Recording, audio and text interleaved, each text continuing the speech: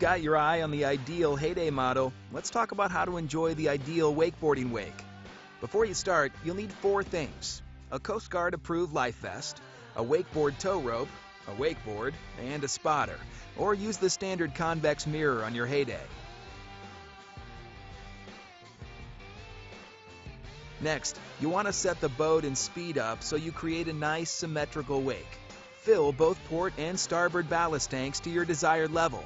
You might have to balance your passenger load slightly, though the Heyday's extra wide transom will help with that. Once you have that dialed in, at a speed of 18 to 23 miles per hour, let your tow rope handle drag until it's in the right part of the wake for your skill level. You want to be between 1 and 5 feet in front of the lip curl. Beginning boarders will want to be closer, intermediate in the middle, and advanced furthest back. Once you established your sweet spot, shut down the engine and have the rider enter the water. The rider should place their bindings shoulder width apart on the board, with each foot an equal distance from the tip and tail of the board. They should sit in a seated position in the water, back straight, knees bent. When the boat starts to pull you, don't fight it. Distribute your weight in the center of the board with even pressure on both feet. Keep the handle at hip height. This keeps the force of the boat's pull in the center of your body, so you don't get pulled over. Once up, stand tall and begin to navigate across the wake. Take it slow at first, and don't go too big too soon. Then, it's all about getting comfortable on the board. Remember, when you fall, let go of the rope. Do not let the boat drag you. Take it slow and easy, and before you know it, you'll be catching air like a veteran. So now that you know how to enjoy a Heyday wakeboard wake, start making some of your own. Visit HeydayWakeboats.com to locate a dealer near you for more information.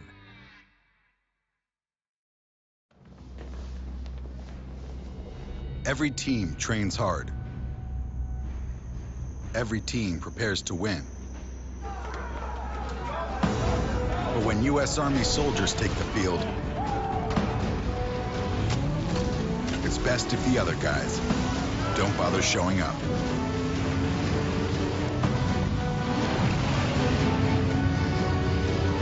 See if you have what it takes at GoArmy.com/team.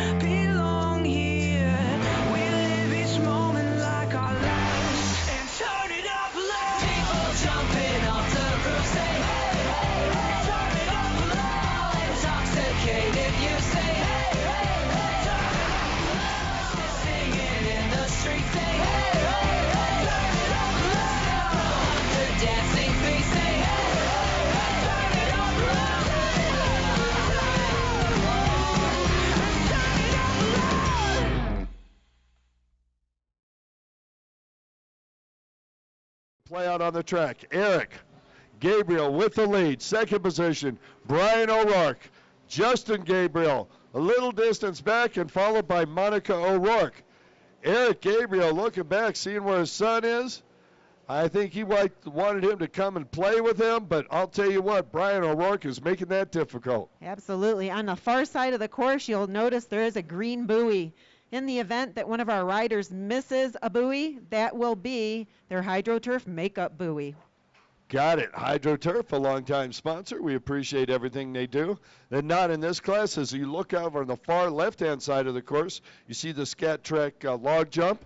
Really a lot of appreciate their help in putting that together. Really makes the ski class a lot more exciting. Now, some runabout riders have asked me, hey, are we ever going to do the log jump? No, you are not.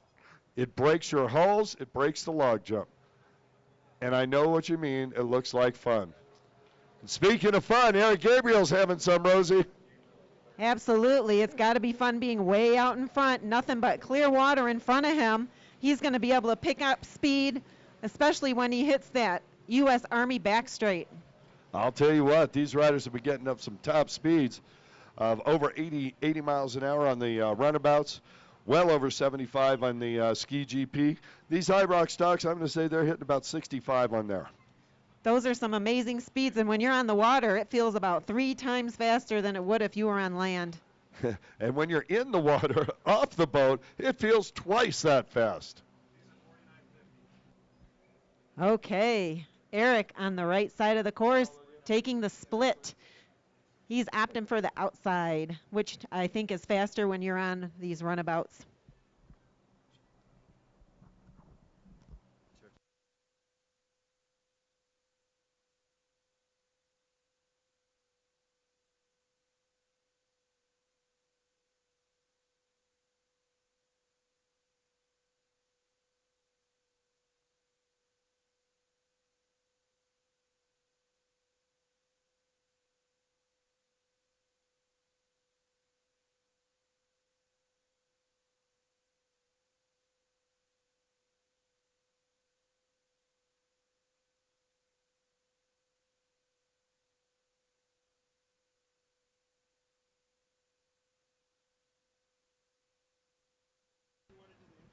Let's do it now.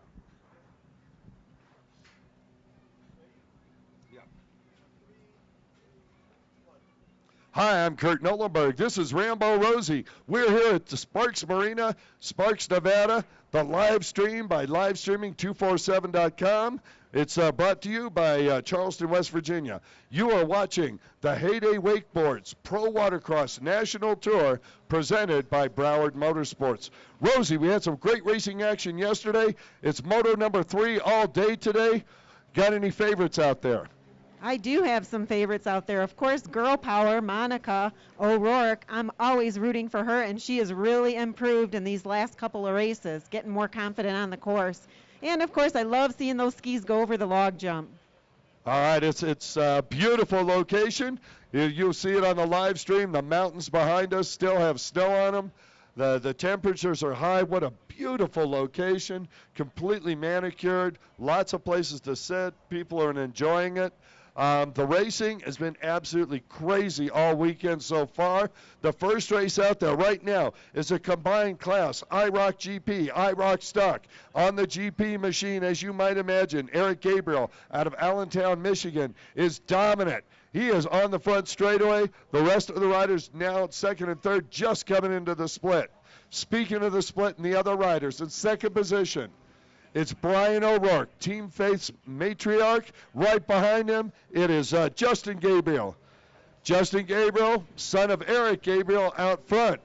And behind him, Monica O'Rourke, like you said earlier. Monica having a great trip out here. She had a great race yesterday, a little bit behind today. I think the rougher water was helping her, lighter weight, better power to weight ratio. But right now, it's all Eric Gabriel out front. And in the IROC Stock class, Brian O'Rourke is dominating. He's got Justin Gabriel. I'll tell you what, Justin Gabriel, every time I look over, Gabriel's trying a different line. He's doing everything he can to try and get by the more experienced Brian O'Rourke. And I think, too, being day 2, they had yesterday to adjust and dial in their boats according to this altitude.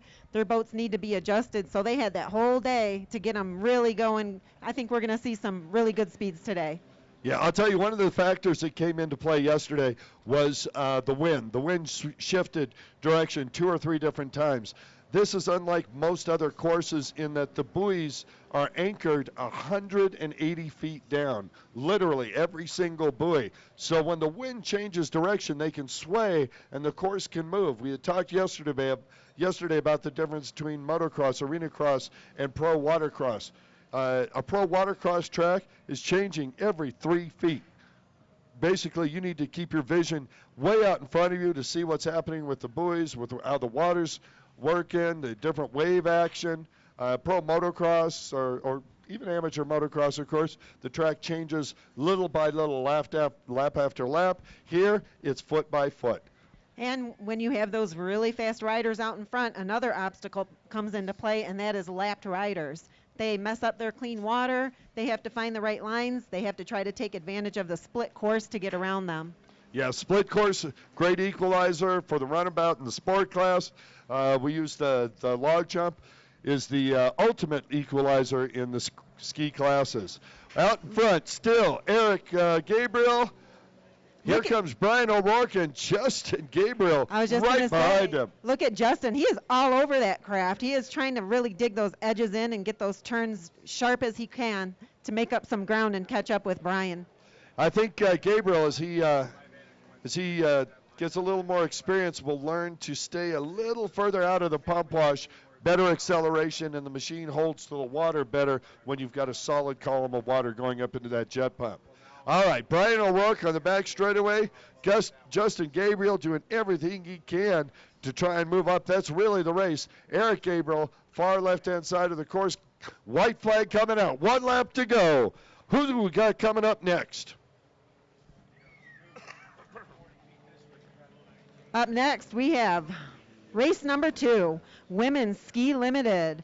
Pro-Am Ski Stock and Junior Ski Stock 10 to 12. All right, that's motor number 3, combined class. Everybody out here in the IROCs is getting the white flag. Watch as they go around. This is a final opportunity for Justin Gabriel to make a move on Brian O'Rourke. And I'll tell you what, O'Rourke knew that. He was smoking through the split course on the far side. Absolutely. He is definitely looking for any opportunity to get away from Justin. IROC is going crazy. Welcome to the live stream, everybody. My name is Kurt Nolenberg. This is Rambo Rosie. You are visiting us at the Heyday Wakeboat Pro Watercross National Tour. We're presented by Broward Motorsports. We're in beautiful Sparks, Nevada at Sparks Marina. And we are about to watch a checkered flag come out. First race of the day. And here he comes, taking the first place win, Eric Gabriel. Gabriel throwing his hand in the air. He was out front and not to be headed in second position. Ooh, look at this. It's going to be close. Oh, yeah, but Brian O'Rourke, Team Faith, bringing it home in the IROC stock, a combined class. In second in that class, Justin Gabriel. Eric Gabriel is his dad. Gotta love that family racing. And speaking of which, on the far outside split, here comes Monica O'Rourke. Monica O'Rourke going to get that checkered flag. She'll bring it home third in the IROC stock class. That was a fun race. We had Gabriel squared and O'Rourke squared. Yeah, buddy. All right, out on the tower in the water. I'd like to say hi to my lovely wife, Doreen. Give us a wave. Thank you. Norm Yee, our starter. What a great job he's been doing all week. Fox down in the water, thanks so much.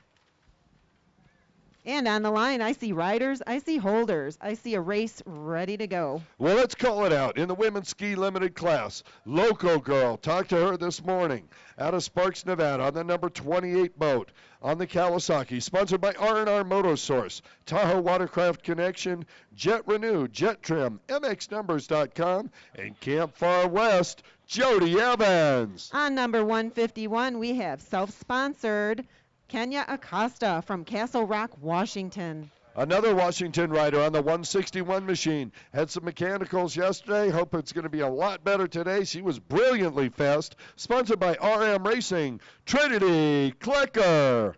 And in our Pro-Am Ski Stock class on boat number 114 from Andover, Kansas, sponsored by 321 Kawasaki, Jet Trim, Pro Watercraft, Judge Motorsports, Hurricane Racing, Abaco Sunglasses, IPD, Fly, and Jet Lift, AJ Lewinstra.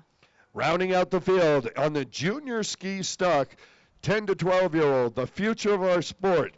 Boy, was this kid hot yesterday. And we're looking for more of the same today. Out of Port Charlotte, Florida, on that number 296 Yamaha.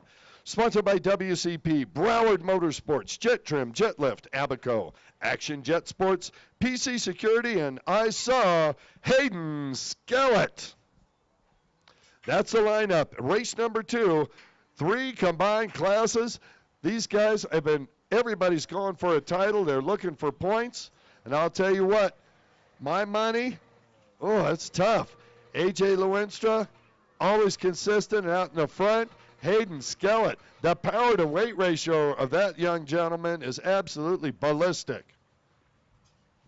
This is going to be an exciting race. I think they are going to be fast. They're going to be furious. They're going to be carving up the course. You mean angry? Maybe you said furious.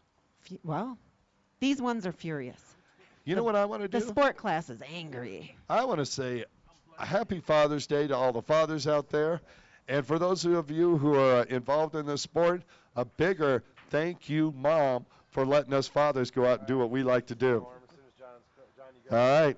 They're adjusting the course. We're about ready to go. Race number 2, Women's Ski Limited, Pro-Am Ski Stock, Junior Ski Stock, 10 to 12-year-old. Rosie, I'm excited. Our starter, Norm Yee, says it's a 10-lap moto. Wow. They're going to get some huge laps in here. Absolutely. This is a big course, too, so they are going to be good and tired when they are finished.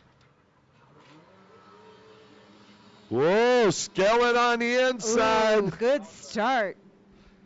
A Skellett on the outside, excuse me. It's Trinity Klecker on the inside. Trinity Klecker out of Washington had a couple issues yesterday. She is diving in. Whoa, look at the sweep on the outside.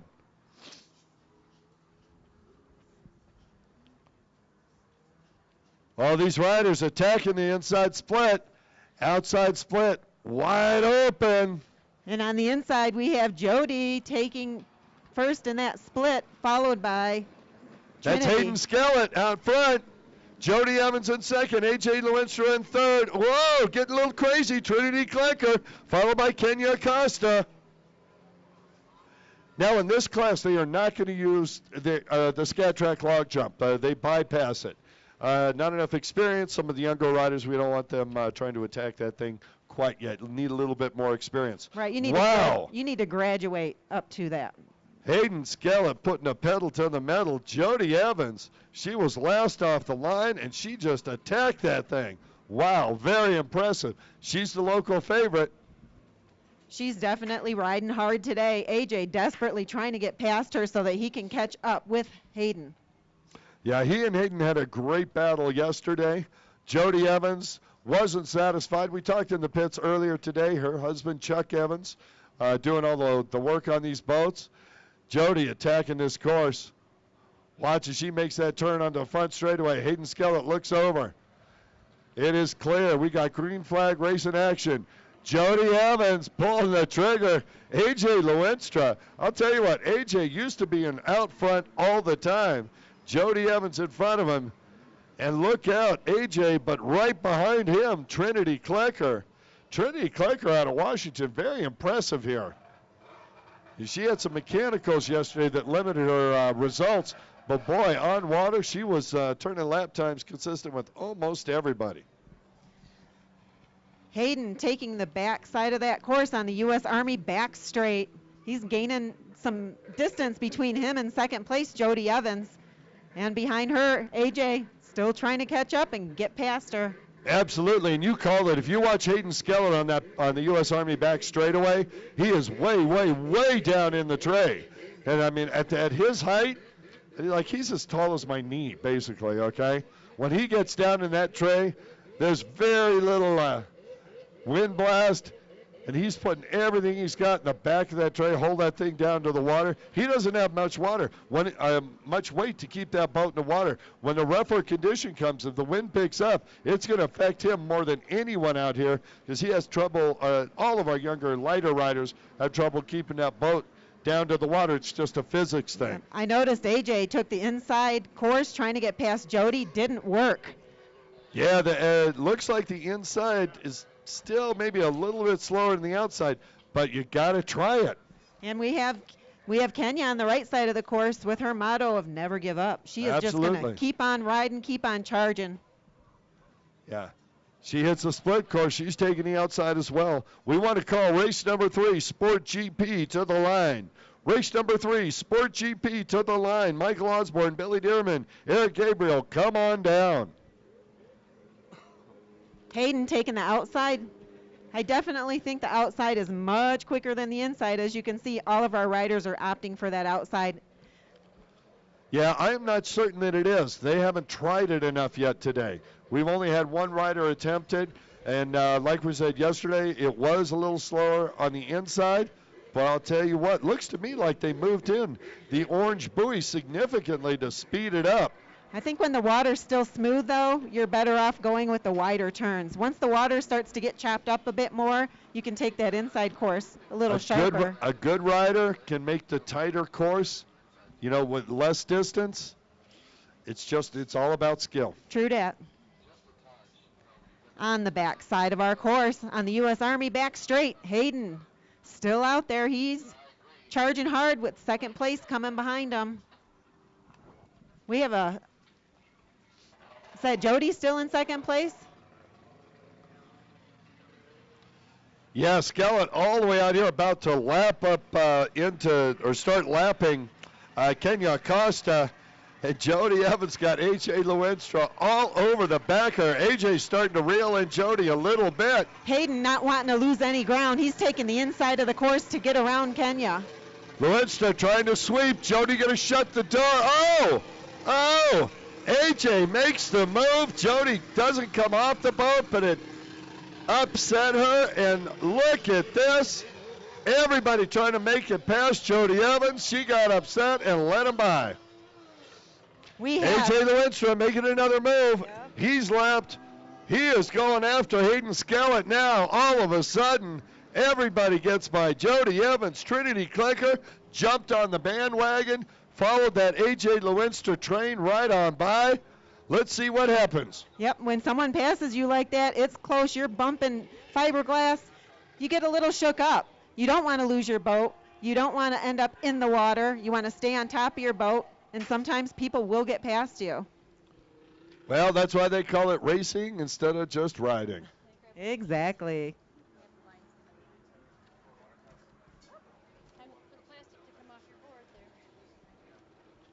All right, Kenya Acosta onto the U.S. Army back straightaway, but look out. Here comes Jody Evans.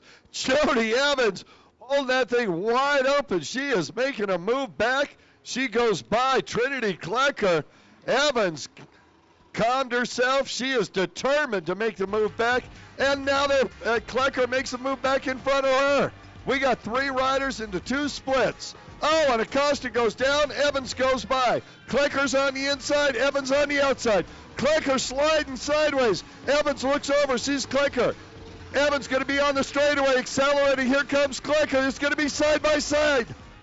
Jody Evans goes from dead last back up into second position. She's leading her class. Jody Evans, the local girl, she went all the way to dead last. She's back up into the 3rd position overall, first in her class. Good for Jody Evans. Hayden Skellett on fire. He is on the right side of the course, the split side of the course. On fire. Can't you see the smoke? Smoke He's on boiling the water. I'll tell you that. Smoke the fish are jumping. Seriously, this 10 to 12-year-old rider is really talented. Look at the speed. He came all the way from the East Coast to join us here in Reno. And, boy, is he making the most of it. His dad has got to be extra proud. What a great Father's Day present from Hayden Skellett, huh? Watching him in that moto yesterday, too, there was a lot of lapped riders he had to pass. He was taking lines that a years of experience rider would take. Well, I'll tell you what, he's got a great crew behind him. His sister, Taylor, brilliantly fast, too. Those two are just really, they obviously spend a lot of time on the water practicing and working on their craft. Well, racing is in their blood. Speaking of which, he is going by. This is a double lap for Skellett. Hayden Skellett, he is throwing down the gauntlet to here today. Now, remember, this is the 3rd and final moto. He won Moto 1. He won Moto 2. guess what? If he wins Moto 3, I got to think he's going to win the overall. I think you're absolutely right. All he has to do is finish, ride clean, and take that checkered flag. Got to throw it in here. A.J. Lewenstra. Whoa, and Lenstra going, trying to get by Acosta, but not being able to do it. She's trying to get out of his way, but he just, he's a little too enthusiastic with the throttle. He's not giving himself a chance to set up to get by. He finally does on the front straightaway. And, of course, now A.J. in a different class. He won his moto, but he wasn't first on the track except for, I believe, the first moto overall yesterday. I think he's getting a little agitated out there, too. There's people in front of him. He wants to catch Hayden. He knows that he's fast. He knows that he's competitive with Hayden, but he just can't seem to catch up because there are other riders on the course in front of him. Well, just as you say that, here comes Skellett onto the U.S. Army back straightaway, and Lewenstra on it now. Oh, Skellett's starting to stretch his back a little bit. It's dangerous at speed on that back straightaway to do that. Lewenstra might have an opportunity here. Skellett going in. Is he going to take the insert outside split? He's going outside split. What's A.J. going to do? A.J. got to follow him. He's going to try and look for any kind of bobble from Hayden to make a move. White flag coming out. The linen's on there. Final lap, the penultimate lap. Hayden Skellett looks over his shoulder. A.J. Lewenstra right there. Skellett, far left-hand side. Let's see if he looks back when he makes the turn. Oh, he looks over, and A.J. is right there. Hayden Skellett getting down in the tray as soon as he makes the corner. That long back straightaway's coming. Lewenstra putting everything he's got into it. These riders are tired. This is a long, big, high-speed course. And one last time on the U.S. Army back straightaway. A.J. Lewenstra trying to chase down the young man, Hayden Skellett, for the overall. Skellett leads. Looks like Lewenstra's trying to reel him in maybe a little bit. I don't think there's enough time, but anything can happen in the splits. Absolutely. Where do you go, Rosie? Where do you go? They're both taking the outside. A.J. trying desperately to catch up with Hayden, and he only has 2 more buoys to try and catch up with him. Well, I'm going to call it. Folks, put your hands together. Your wire-to-wire winner, Hayden Skellett. And in second place, A.J. Lewenstra. A.J. doing a great job. We saw him out here practicing on that boat this morning, trying some different adjustments for this altitude, trying to get everything he can. These ladies on the course putting on a good show. I tell you what, I think women are very smooth riders. They have finesse. They have finesse on the course. I'm just going to say I agree with that, but I don't think so more than the men. I think it's more the class. Jody Evans comes across. She got first in the women's ski limited this time. Behind her, Acosta has been lapped a couple times. Keep wanting to say Skellett instead of Klecker. Trinity Klecker was doing great earlier in the moto. I don't know if she had a get-off or what happened over there, but I'll tell you what, the 2 Washington riders, glad to see them come down and join us. They got to be part of that Redinger Washington group up there. Great fast riders coming from that part of the country. Who's up next, Rosie? We have race number. Rambo. We have race number 3 on the line. It's Sport GP. Boat number 43 out of St. Petersburg, Florida. Sponsored by Judge Motorsports, Jersey, Mike Subs, Bullet Racing, Skellett Motorsports, Wade Chapin Performance. It's Michael Osborne. Yeah, Osborne and our next rider are both riding the Bullet hulls. These are the blaster-looking hulls produced by Bullet Racing on the 111 machine out of Madison, Mississippi. Sponsored by Judge Motorsports, Scat Trek, Jet Trim, and Jet Pilot, Big Bad Billy Dearman.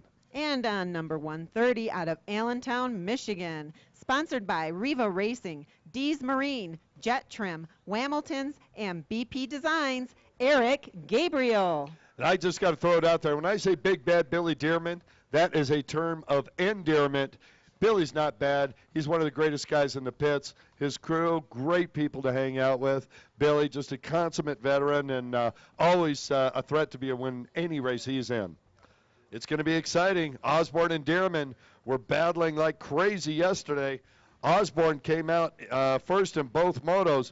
Dearman, though, he's got everything on the line today.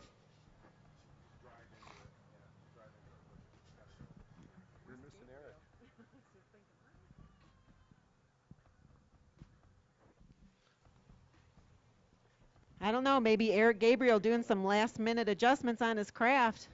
Oh, no, he decided not to do the GP. All right, so discretion, the better part of valor. Eric had some mechanicals yesterday, decided, hey, let's not waste the boat here in this. This is a GP class. He's going to come back for the other sport class. We'll see him on the water then. All right, it's bullet on bullet action here. It's Osborne, Dearman going at it. First two motos, very exciting. These guys are going to be battling it out on the course. Yeah, and so for those of you unfamiliar, the Yamaha Blaster came with a twin-cylinder 701 and later a 760cc two-stroke engine. These machines are using carbon fiber hulls with lighter weight. They've got triple-cylinder two-stroke engines in them. They can be either Kawasaki or Yamaha. I don't know what's in either one of these craft. I love the sound of these boats. These are, honestly, one of my favorite sounds in the world is a triple-cylinder two-stroke, whether it's on a motorcycle, a personal watercraft, or a lawnmower. For those of you just joining us, we are at the 2017 Heyday Wake Boats Pro Watercross National Tour in beautiful Sparks, Nevada. Yeah, it's presented by Broward Motorsports. We want to thank all of our sponsors, of course, the U.S. Army, Shark Energy helping us out a lot, Yamaha, Sea-Doo, Jet Trim, Scat Track. Thanks for the log jump. We're calling it yours. TheWhatCon.com and HydroTurf. You know, HydroTurf making some great mats. I love what they do out there. Jet Trim, of course, a lot of sponsors, a lot of riders as well. But if you look on the far right-hand side of the course, out there, that green buoy, that is the makeup buoy. And as always, we'd like to thank our live web streaming brought to you by Charleston, West Virginia. Awesome. Little course adjustment out there, making sure it's fair, making sure it's safe. Well, I believe we're tightening it up, and the split course could be a little bit more challenging, a little more interesting this time. Yeah, so we look out here, right beyond this gorgeous park. We look up into the mountains, see snow up there, absolutely gorgeous. They're readjusting the course here, trying to make it as close as possible. We spoke about it earlier, 180 feet of rope on each one of these buoys. Doesn't look like it's that deep right here near the shore, but it drops off quickly and it goes down deep. And they're starting them up, 10 laps. Oh, there's that sound. I was just going to say. Gotta love it. It's Osborne and Dearman. Whoa! Oh! I think Dearman got the better of him. Let's see who gets to the first buoy. Billy Dearman. He was quick off the line. I heard him talking to his crew earlier today. They were talking about adjustments they made. Team Purple. Oh, Dearman gets lost. He almost went to the wrong buoy. He recovered just in time. Oh, throws that thing sideways. Osborne right behind him. Rambo, look at these two battling. Absolutely, and you cannot tell from up here how difficult this course really is. It's easy to get lost on it. It's a huge course. Not only do you have to have the physical strength to navigate it, you have to have the mental strength to be able to strategize your way around it and use that split course. I'll tell you what, here's one of the things about Michael Osborne's boat. It's the loudest boat on in this class. You can always tell when he's getting on the throttle. Billy Dearman obviously on the throttle a little quicker because he is extending his lead on the U.S. Army back straightaway. Watch as they come around. Listen, if you can. I don't know if you guys can hear this on the live stream, but you can. As Osborne comes by, you can hear him, and when you hear the boat, you will see the boat jump forward before you hear the noise. And Osborne opting for the inside course, seeing if he could make up some ground on Dearman. Let's take a listen as they come by.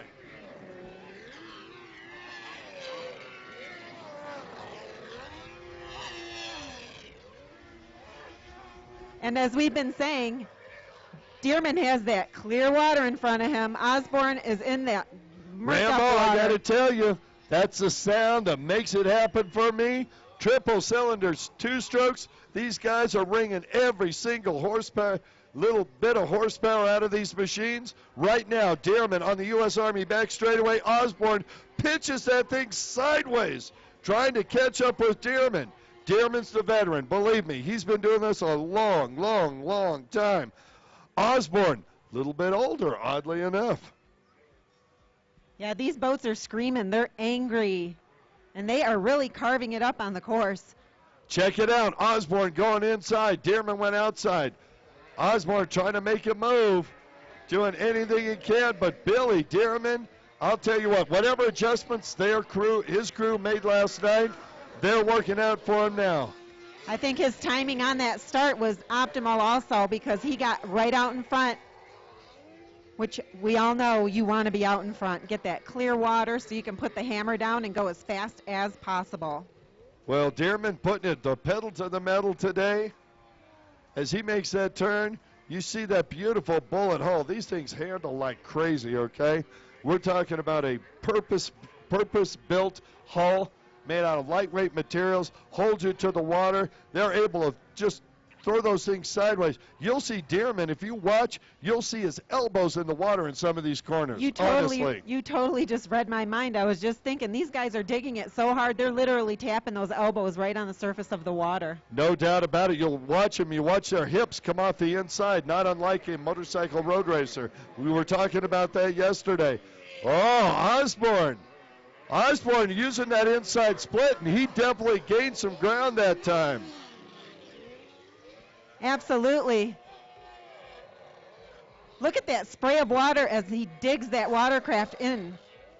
Now, Osborne is far enough behind Dearman that he's getting pretty much clear, solid water. As he starts to reel in Dearman, as he did a little bit on that last lap, he gets into the pump wash of Dearman. That means he's getting into aerated water. It's not water is non-compressible, as you well know. But when you've got air in it, it does compress. You don't get the same sort of thrust. You also don't get the same sort of suction that allows you to throw those things sideways. Boy, Billy Dearman tearing it up on the far right-hand side of the course. Absolutely. Michael Osborne, he is just waiting for Dearman to make some kind of a mistake, giving him any opportunity he can to catch up and hopefully pass Dearman. We are at the halfway mark, though, so he only has 5 laps left to catch up and pass. Billy Dearman just putting on a ballet show out there by himself. Honestly, if it weren't for the noise, if you just watch this, what a gorgeous view here with the mountains behind. The spray coming off of Dearman's boat, absolutely ballistic. These bullet hulls hold the water like nothing else. We got race number 4 coming up. We want to see Veteran Ski GP, Ski Superstock, and Ski 4-Stroke to the line. Your race is up next. And we see these guys on the right side of the course in the split. Michael Osborne opting to follow behind Dearman and take the outside this time. Dearman just went really wide. Those are the kinds of mistakes that Osborne is hoping that he'll make so that he can try to catch up. Watch Dearman as he makes this 180 U-turn. Just carves the water. You can see the wake push out behind him. All right, I got to say it. You can tell when Osborne's getting on the throttle. I'm calling it right now. Fatigue starting to take over for both of these riders. You can hear Osborne. He's not attacking this corner on the far left-hand side the way he was earlier in the race. Dearman, meanwhile, way, way, way out in front. Billy Dearman, I'll call it. He is checking out. He's doing new zip code, another time zone. Dearman, far right side. He's taking the outside. He likes to get a big, wide. Whoa, we have a ski right in front of him. He does a really good job of going around him. Yeah, riders coming down. Obviously, he had an issue, had to go back to his pits. Not wise to be on course, I'm sure, Our race director is going to have some commentary for him in the pits later on. All right, on the far left-hand side of the course, it's Osborne and Dearman and Billy Dearman going at it. Dearman continues to lead. Ooh, as he made that, he stuffed it just a little bit. He was looking back to see where Osborne was. We've talked about it over and over, Rambo. Absolutely. What do you want to do? Do you want to drive with the handlebars, or you want to drive with the rear view mirrors? Right. What's behind you doesn't matter. You have to focus on what's in front of you. As we saw on the right side of the course, you're going to find some obstacles that you might not think are there. You have to have those eyes open and ready to adjust your riding. Dearman is a veteran racer. You got to wonder, maybe something going on with his machine. He's wondering how close Osborne is. Can he make this boat last? Absolutely. Let's listen to it coming down. Sounds good. Yeah, I think what you said about the fatigue setting in, once you get into these later laps, it gets harder to be on 100% the entire course. So these guys might be letting off the throttle a little bit. Maybe they're getting some arm pump, might have a hard time holding on to the throttle and the handlebars at the same time. There is no question. They are definitely getting arm pump. And Dearman is extending his lead. There is no question. Billy Dearman is one determined rider. He is motivated. I see some linen in Normie's hands. That white flag coming out. Dearman preferring that outside split. Where's Osborne going to go? He's going to follow. He's going to follow. It's been working for Dearman. He's going to try and catch up. Osborne going crazy out there. Remember, Osborne is the older rider, okay? Dearman may have more hours on his ski. Osborne, a few more hours on the planet. White flag out, final lap.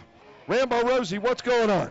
Final lap, and on the line we have race number 4, Veteran Ski GP, Ski Superstock, and Ski 4-Stroke. Oh, it's going to be fun. Love them stand-ups. And Dearman is entering the back straight, our U.S. Army back straight, where he is going to try and pick up as much speed, as much distance as possible, because this is Michael Osborne's final opportunity to try and catch up with him. Hopefully he doesn't make any mistakes. All Dearman needs to do is keep that boat upright. He could drop 2 cylinders right now and win the race as long as the boat is upright. Right. Osborne attacking. Where's he going to go? Inside or outside? He's going inside. If Dearman has a problem, no problem. Billy Dearman has got this well in hand. Folks, put your hands together. Your leader, your winner, Billy Dearman. And in second place, we have Michael Osborne.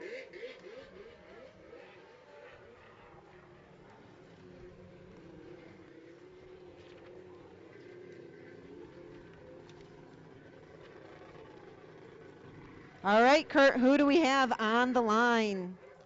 I'm just enjoying the last few moments of that triple cylinder 2-stroke sound. Oh, guess what? We might get to hear it here. On the line, we've got Veteran Ski GP. My buddy out of Sacramento, California, on the bullet hull. 41 years old on the 149 machine. Sponsored by Liquid Militia, Jet Lift, the Gold Club, San Francisco. Fly, Scat Track, 1-800-Radiator. Shark Energy Drinks, Ultimate Watercraft, and Brian Boel. Slippery, Bullet V2, HydroTurf, OGO, the Dominator, Pete Zernick. On boat number 152 out of Yakima, Washington, sponsored by RM Racing, Commander and Fly, Kevin Redinger. On the number, going over to Ski Superstock now. This is a combined class. On the number 45 machine, the Loco Boy. He's a favorite here. Riding the Kawasaki, sponsored by R&R Motorsports, Tahoe Watercraft Connection, Jet Renew, MX Numbers, and Camp Far West, Chuck Evans. And on boat number 150 out of Kelso, Washington, sponsored by RM Racing, Gabe Hooper. On the 317 out of Sparks, Mitch Jonas. And out of Sparks as well on the 812 is Matt Rawlings. And on the 114 again, AJ Lewenstra, and Lewenstra getting a great drive on the outside. Kevin Redinger, not such a good start, but you know what? He is going to come up from the back. Wow, crazy. So I called Lewenstra on the outside, but I believe he was really on the inside. He has got that SXR 1500F wide open. Out in front, Pete Zernick out of Sacramento, California, out of one of the leading the Camp Far West racers. Pete Zernick out front as he was yesterday. Behind him, Kevin Redinger. And then here comes Chuck Evans with A.J. Lewinstra behind him. Evans and Lewinstra in a battle. These guys are side by side. Lewinstra going way wide.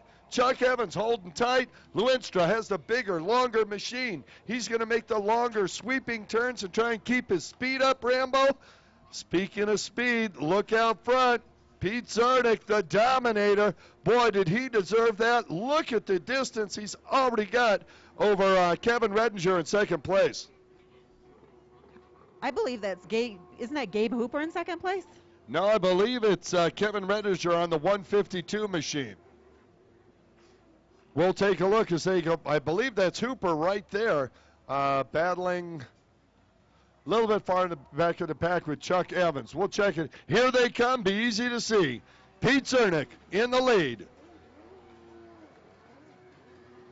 And you called it. That is Hooper. Thank you very much, Rambo Rosie. I think Kevin had a rough start because he usually is right in front. Chuck Evans in third. Here's Lewinstra in fourth. And he looks over. Kevin Redinger moving up through the pack. Yes, he's going to just start picking them off and trying to get back some spots. Now, Redinger went to the inside split. Remember, we said they had adjusted it. Redinger picked up 2 positions by using the inside split. And our local boys are battling it out. They are neck and neck, Mitch Jonas and Matt Rollins.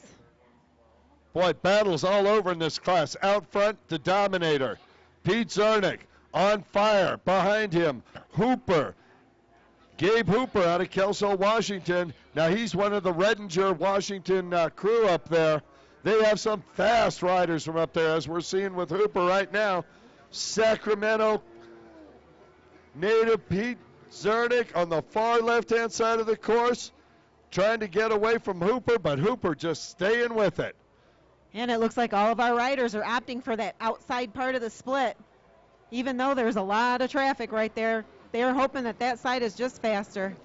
Chuck Evans, A.J. Lewinstra, these two have been battling side by side the whole race. Lewinstra on that SXR 1500F Kawasaki has to go with a wider line. Chuck Evans on the smaller hull, able to hold tighter lines and accelerate away. Lewenstra's got top speed. Watch him, far left-hand side of the course. Evans making the corner. Here comes Lewinstra. Lewinstra trying to stay out of that pump wash and keep that big, heavy boat wicked up. Watch him on the U.S. Army back straightaway. Lewinstra gets over the pump wash. Evans standing up. Lewinstra down in the tray. Evans slowing down about midway. Lewinstra trying to keep it wide open. Oh, it's going to be close. Where are they going to go in the splits? That's going to make the decision. Evans going outside. What about Lewinstra? Outside, Redinger going to the inside. Watch Kevin Redinger. He's going to make the inside work for him. We are at the halfway mark. Wow, Redinger got some great distance. He's going to catch up with Evans and Lewinstra. This is going to be a 3-way battle going on for third, fourth, and fifth place. These guys are on it. Happy Rollins looks like he's going to move up and join the fray. Now see the 658, I believe that's Mitch Jonas riding that. That is, I believe that's Ian Roberts' boat, his practice boat that he's loaned over to him. Here comes Zernick. Oh, Zernick starting to get. These riders are in danger of getting lapped. Pete Zernick on a mission. And Gabe Hooper not far behind him. Did you call him Hooper? Hoop, hoop. Ah, okay. I thought I heard something else. My age, the hearing goes first. That's what they say. That's why they make hearing aids. Absolutely.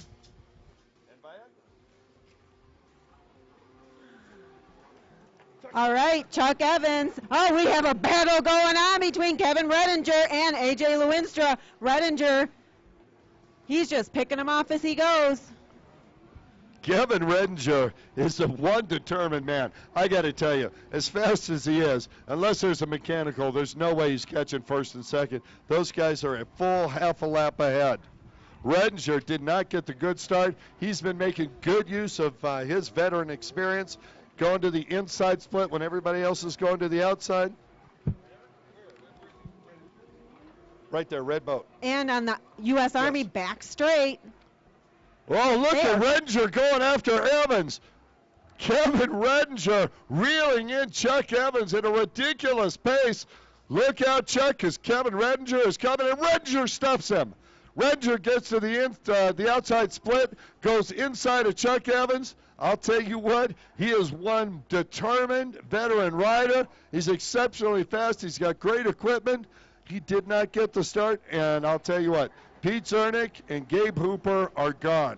Yeah, Kevin Redinger, the best he can hope for is third position. He's definitely pushing hard.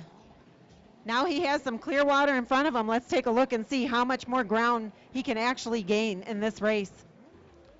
And I'll tell you what, Chuck Evans has got a great opportunity to follow one of the best veterans on the planet, Redinger, far left-hand side of the course. And Zernick just passed a lapped rider. He is going to make his way through. White flag, final lap. Oh, boy. So all Pete Zernick, the Camp Far West crew king, the Dominator, all he's got to do is keep that boat upright. He's got enough of a distance there. Hooper behind him, I got to tell you. I'm impressed with Hooper out of Kelso, Washington. Sticking with Pete Zernick, no small feat for any rider. Pete Zernick, the Dominator. Yeah, Hooper's definitely showing some mad riding skills here this weekend. All right, we go over to the far right-hand side. We're going to the splits. Your leader, Zernick. Now look at this. Zernick just taking it easy. He's got lap riders in front of him. Just slow it down. Keep that boat upright. Folks, let's put your hands together as he comes by. Your wire-to-wire winner, Pete Zernick, the Dominator. Second position, give him a loud round of applause, Gabe Hooper. Hoop to hoop, hoop, hooper. And in third place, we have, that's a lapped rider. I believe in third place is Chuck Evans. No, it's going to be Kevin Redinger. He's just Did now he coming pass off the Chuck? U.S. Army back straightaway. All right. And then Chuck Evans behind him, and Evans having a battle with Lewinstra. Still, Evans out in front just a little bit. Far right-hand side, Kevin Redinger attacking this course. He really made his way up because he had a real difficult start. He was able to pass quite a few riders. Oh, yeah, he was burning through the pack. Race number 5, veterans runabout box stock, women's runabout stock combined class. Here comes Chuck Evans. He comes through in that fourth position. A.J. Lewinstra in fifth. Yep. And Matt Rollins. yeah, we call him Happy. Yep. And then Mitch Jonas, who is a local Sparks, Nevada resident. I got that. Is that his brother? His brother? Father. It's father. I got his dad as well. Sweet. Wow, what great racing action for those of you online viewing us. Thanks to the live web stream, Charleston, West Virginia. Thank you very much. We'll be headed out there soon. Gotta love it. Man, some great racing action. You are watching the the Heyday Wake Boats Pro Watercross National Tour presented by Broward Motorsports as usual. And where are we at here? This is round 4. We are in the city of Sparks, Nevada, and we are at the beautiful Sparks Marina. I'll tell you what, this whole Reno Sparks area, absolutely gorgeous. People here have been exceptionally friendly. I was talking to a couple of the racers. They were saying the casino was being kind of friendly to them yesterday, too. Our thanks go out to West Village Casino. Had some great food over there. Man, I'll tell you what, I'll just say we had a great time there last night. The whole crew enjoyed our dinner. It was a blast. Next on the line is race number 5. We have veterans runabout box stock and women's runabout box stock. We should see Colin Richards, Tony Savage, and Monica O'Rourke. Well, let's talk about it on the number 19 machine at Anaheim, California, on the Yamaha. He is sponsored by Yamaha Factory Racing, Webcams, Dean's Team, CR, PWC Engineering, and Pacific Motorsports. 69 years old and ridiculously fast out there. Colin Richards. He's on the red boat. All right, on number 902 out of Forney, Texas. Sponsored by Branford Whitewater Heater Corporation, the Water Heater Man, Texas. LLC, IPD Graphics, it's Tony Savage. Rounding out the field on that 516 out of Mount Juliet, Tennessee, riding for Team Faith on the Sea-Doo, 43-year-old Monica O'Rourke. Can I say that? I guess I can. I am absolutely pleased to see her out there again. Now, let's be honest. Horsepower-wise, not a chance. But watch her through the splits, that smaller craft. She just carves it up. Her riding skills are definitely improving. Whoa! Savage! Guys. Excuse me, Savage getting a hole shot. We moved over a little bit early. We'll see Colin Richards setting up wide. Richards on that big Yamaha likes to sweep the corners. Let's see what happens. Savage, a newer rider, I was talking with him today. He says he's learning the boat, learning the skills here. He's a former racer, and his. Tony Savage out in front, followed by Colin Richards and Monica O'Rourke. I think Monica gained a little ground on the outside. The boys had to take the inside. Well, I'll tell you, that smaller, nimbler hull, it makes quick work of the splits. But once she gets behind the big wakes of these large boats, very difficult for her. She's got to stay out of their pump wash to keep that boat upright. Absolutely, and when they get into that U.S. Army back straight, they're definitely going to have a lot more horsepower. Well, I'll tell you what, Tony Savage now, wide open on that Kawasaki. He is way back on that boat. Savage learning the ropes. As he, every race I've seen him on the tour, he's getting better and better. He's taking the outside, and Colin's going to follow him. These two big boats just screaming down the main straightaway. Watch as Savage makes his way through here. And here comes Colin. 69 years old. He's throwing that Yamaha Factory Racing backed machine sideways. Watch Colin as he approaches Savage from behind. And he's getting pretty close there on the left side of the course. Oh, I'll tell you what, yesterday Colin was just absolutely brilliant. He didn't get the hole shot this time. He's going to have to make, his work is cut out for him trying to catch up with Savage. Savage has the clean water. He's got the line decisions to make. Look at Colin, though. Colin jumping the pump wash inside, outside, doing everything he can, setting up early. You can tell he's been riding that boat for a while. He's starting to reel in Savage on that back straightaway. Tony Savage needs to make good decisions, and I wouldn't be surprised if Colin doesn't try the inside one of these times.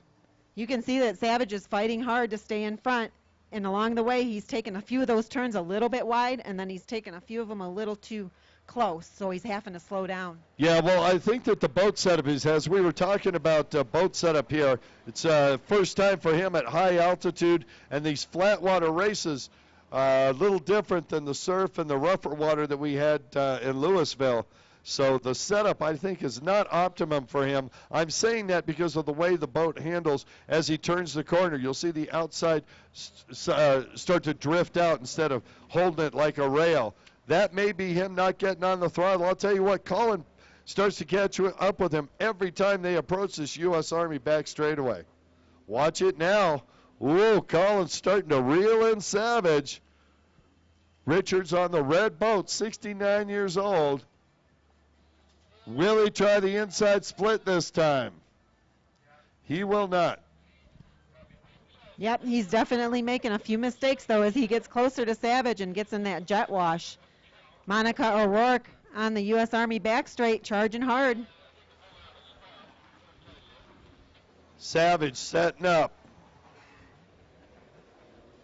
You know, part of the way of driving these boats is you cannot attack the corner too fast. You got to back it down, set the front of the boat, and then accelerate through the corner rather than trying to pitch it as you can do with some of the smaller craft because they've got too much weight, too much wetted area under the hull.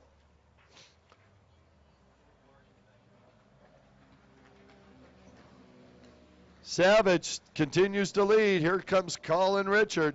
Tony Savage out front. Boy, I tell you what, he is making that Branford White Water Heater Company proud of their sponsorship. I was talking to him earlier, said, hey, I used to run a commercial fishing lodge, and when it was time to replace that hot water heater, we went with a Bradford. Look at Colin Richards. Richards going inside. Absolutely. Oh, Savage looks over, sees him. All of a sudden, there's a little bit of hesitation, and he is pulling that throttle as hard as he can.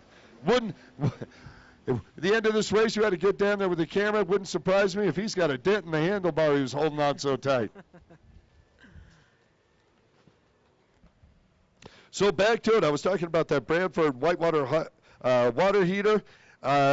Tony was telling me he is his company. I'm sorry to interrupt you. Savage just made a big mistake out there. Looked like he spun out a little bit, and guess who got in front of him? Oh, this is going to be really exciting.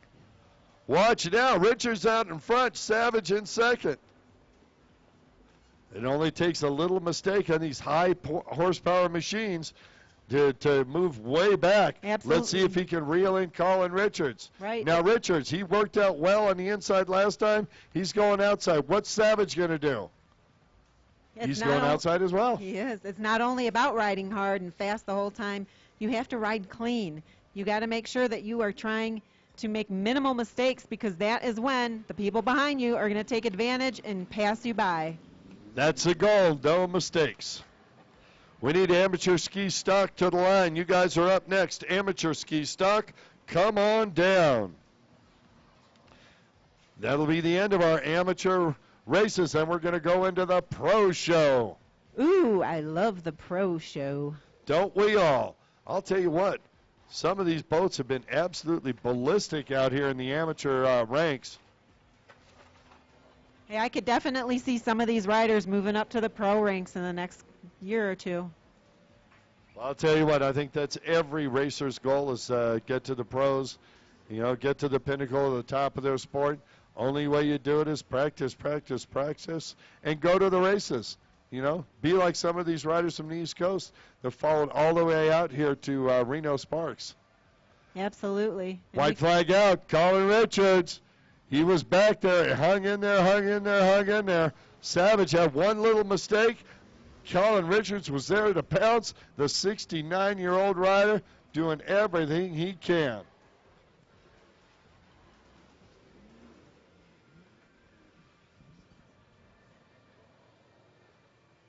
Yeah, I think without that clean water, he's definitely losing a lot of ground to Richards. And I'll tell you what, moving these 800 or 900 pound machines at 65, 70 miles an hour around these corners, throwing those machines sideways, the G-forces that these boats get, absolutely ridiculous. Absolutely. And we have Team Faith passing us by, Monica O'Rourke. I really like that team. It's a feel-good team. I just feel good when I'm around them. They're Absolutely. So positive and very supportive. Yep, supportive of all the riders, their competitors, doesn't matter. Ooh, I see a checkered flag. It looks Somebody's like. happy, and it's Colin Richards. Let's see, Colin Richards, second in the first moto, first in the second moto. He wins this one.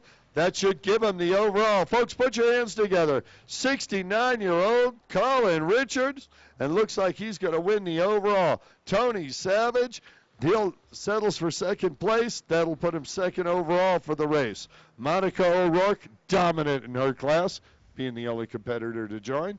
We need some more women runabout on the tour. When we head east again, look forward to some women to come out and give Monica a challenge. All right, up next, amateur ski stock. Whoa, baby. Love them amateurs. Absolutely. It was a very exciting Moto 1 and Moto 2 yesterday. Today, we will be racing Moto number 3. I see our guys heading down to the line. Shall we call them off? All right, on boat number 26 out of Bishop, California. Sponsored by KMG Racing, JC Racing, Bomber Eyewear, Panic Rev, Works H2O Designs, Caleb Kyle. On the 151 machine out of Castle Rock, Washington, on the Kawasaki, self-sponsored Kenya Acosta. On number 161 out of Longview, Washington, sponsored by RM Racing, Trinity Klecker. On the 316 out of Eaton, Colorado, riding the Kawasaki, sponsored by Team Faith, Fly Racing, Olin's USA, Pirelli Moto, KTM USA, Western Power Sports, Craig Shoemaker, AMS Oil Incorporated, Jet Lift, True Belt Trailers Affording Heating and Air, and a host of others, Dawson Newby. And on boat number 812 out of Sparks, Nevada, sponsored by Happy Heating and Air Conditioning and TC Racing Repair, Matt Rollins. Ah, what a drive. Caleb Kyle looks over and sweeping him on the outside, Matt Rawlings. Boy, they're side by side out there on that outside split. Caleb Kyle's got Rawlings coming at warp speed. Looks like Klecker got it on the inside. Trinity Klecker out of Washington.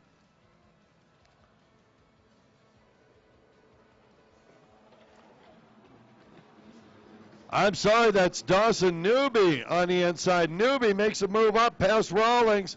Oh, and Rawlings hits the back of Newby, goes down, gets back up, and he keeps his position with Trinity Klecker coming up behind. Wow, what a lot of action already in this amateur ski stock race. Absolutely, and on the U.S. Army back straight. So in first we have Caleb Kyle. In second is Dawson Newby. In third, Matt Rawlings. Fourth is Trinity Klecker. And in fifth, we have Kenya Acosta. Just want to throw it out there. Newby, just taking up personal watercraft racing.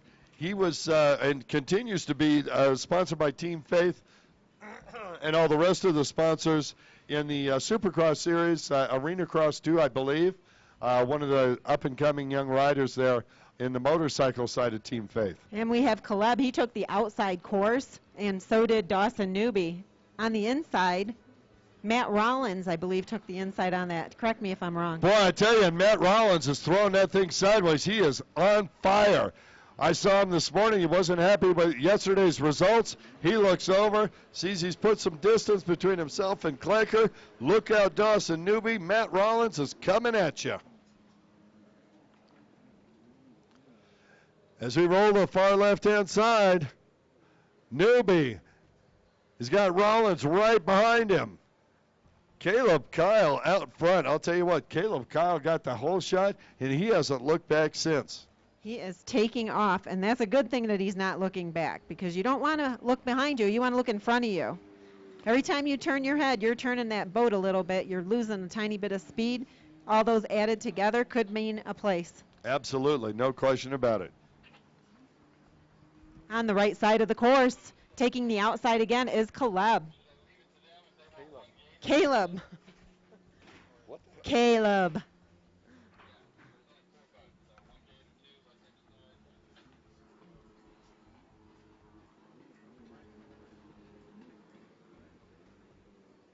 Looks like all of our riders took the outside. Caleb in first. Dawson Newby, he's riding comfortable in second. He doesn't look like he's struggling at all. We'll see how he looks when we get near the end, but it's really great to see these crossovers when they're in another sport and then they cross over into our personal watercraft. I'll tell you what, you take a look at that young man, you know that he is in shape, really. A lot of belief there. Far right-hand side of the course, Kenya Acosta, our Washington rider, going to the outside splits. Got a lonely race back there for her. I'll tell you what, all the way from Washington, she and Klecker, along with the Redingers. The Redingers, Kevin and his son David, mentors to all those Washington riders. Absolutely fast out there. And look at who is way out in front.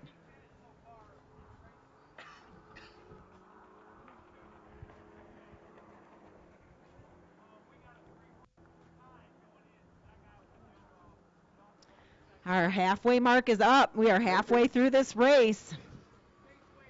Can I just say, have a little faith? We have Caleb way out in front. There goes Dawson Newby. Still looking quite comfy. And his mentor, Brian O'Rourke, was just down here talking about points, trying to figure it out. So Newby and Caleb Kyle are tied on points. Whoever wins this moto is going to win the overall.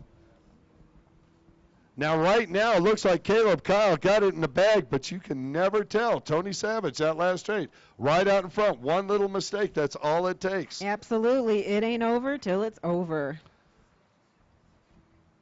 Until the exceptionally fit lady sings. Oh, it's Game over. on. Yeah, that was Rambo. Rambo Rosie right there. Look at Kyle throwing it sideways down in the tray. Cross flags are out. Kyle looks over. He gets really low when he's on those straightaways. It almost looks as though he's kneeling, but he isn't. He is just down on his ankles. He's standing, but leaning way back. Trying to get that pump hooked up like you were saying. Speed, suction. Well said. Well said. Speed and suction will drive you forward always in personal watercraft racing. Caleb Kyle putting the pedal to the metal. We're watching him on the back straightaway. He's stretching out his back halfway through. Even these younger riders on a big course like this at the high speeds, it is dangerous for them. When they're stretching their back like that, they're locking their knees. Any little bobble can hit the eject button. You know, we said Dawson Newby, way back there, he might not have a chance. There's always a chance in personal watercraft racing. We got a whole half of the motos to go. Rider down, far right-hand side. I believe that's Acosta. Yeah, Kenya Acosta, but she's right back up. Look at the battle. Rawlings and Newby are still going at it. There's like 2 boat lengths between those 2 riders. Rawlings out of Sparks. He is a local boy. He would be the favorite here. Newby going outside. Here goes Rollins to the inside. Matt Rollins attacking the inside course. Newby has the lapped rider in front of him. Oh, Rollins sticks it. Newby looks over, looks behind him. Oh, there's that rider that was been following me. He's right there again, Matt Rollins. Oh, Rollins looks over. Trinity Klecker was coming at speed. Rollins back into the fray. Matt Rollins, Sparks, Nevada rider on that white and green Kawasaki. He wants to make a move up on Dawson Newby. We got lapped riders in front of everybody. Oh! Trinity's down. And Klecker hit the eject button, getting a taste of the water here at Sparks Marina. Not bad, she says. Thumbs up. Nice and cool. No, really, you'll see the riders, they'll put their left hand in the air saying, we're okay. And they do it with the left hand because it makes it easier for our course marshals to sweep by, pick them up in one smooth motion, get them back to their boats as quickly as possible. And the white flag is out. Where is Caleb Kyle? He just passed by Trinity. All right, well, he's got a half a lap lead on second, Dawson Newby. Newby has got Matt Rollins all over him. White flag out for these 2 riders. Rollins went to the inside. I'll bet you he does. I mean, to the outside this time. I would bet he doesn't if they stay in the same position when they come up for the final lap. Dawson Newby looking forward, looking comfortable on that team face ski. Here comes Matt Rollins. Rollins pitching that white and green Kawasaki in. He is doing everything he can to stay out of the pump wash and get some acceleration, trying to catch up with Newby. The last half lap between Newby and Rawlings is going to be very exciting. I think it's going to be super close. Well, we're watching it here. Here he comes, Rawlings. Boy, Rawlings is throwing that thing sideways. I think he would be doing better to jump the wake, keep it wide open, take a wider turn. We'll see what happens. Checkered flag out. Caleb Kyle is your race winner. Kyle all the way from Bishop, California. He is sponsored by KMG Racing, Bomber Eyewear, Works HTO Designs. Checkered flag comes out. Trinity Klecker. She is a lap down from Caleb Kyle. Here's the final trip through. Newby and Rawlings follows him through. Newbie, just one more buoy, sets up that Team Faith machine, looks over his shoulder, and gently accelerates into a second place position. Rawlings in third. So that will give Caleb Kyle the overall. Dawson Newby, second position. Rawlings, going to be interesting between him and Klecker. We'll see how those points work out when they come down. Of course, everything from here, Rambo, is unofficial, officially unofficial. Check the pit board for your final results. Absolutely. And crossing the finish as well is Kenya Acosta. All right, it's coming at you. Here we go. The Pro Show. The Pro Show, the final set of motos. Welcome back to the Heyday Wake Boats Pro Watercross National Tour presented by Broward Motorsports. We want to put a thanks out to livestreaming247.com, Richard Ignacio. If you have an event anywhere on the planet, you want it to be streamed live, talk to Maverick, we call him, Richard Ignacio. Get in touch with him. He flies all over the planet doing the live streaming, a consummate professional, and we really appreciate him helping us out on the Pro Watercross National Tour. Of course, we can't forget Charleston, West Virginia for the live streaming. Thanks so much. Rambo, give us some of our other sponsors. Let's talk about them. Well, we are at round 4, which means we are in the city of Sparks, Nevada, at the beautiful Sparks Marina. We would like to give a big shout out, of course, as always, to Heyday Wake Boats, powered by Mercury, Broward Motorsports, Shark Energy, U.S. Army, Yamaha, Sea-Doo, Jet Trim, Scat Track, Watcon.com, and HydroTurf. I love the way you say that, Watcon.com. And the way I say it, looking straight at you. I'm loving it. All right, to the line, Pro-Am Runabout, Box Stock. It's the Pro Show. Now, these are pro riders on box stock machines.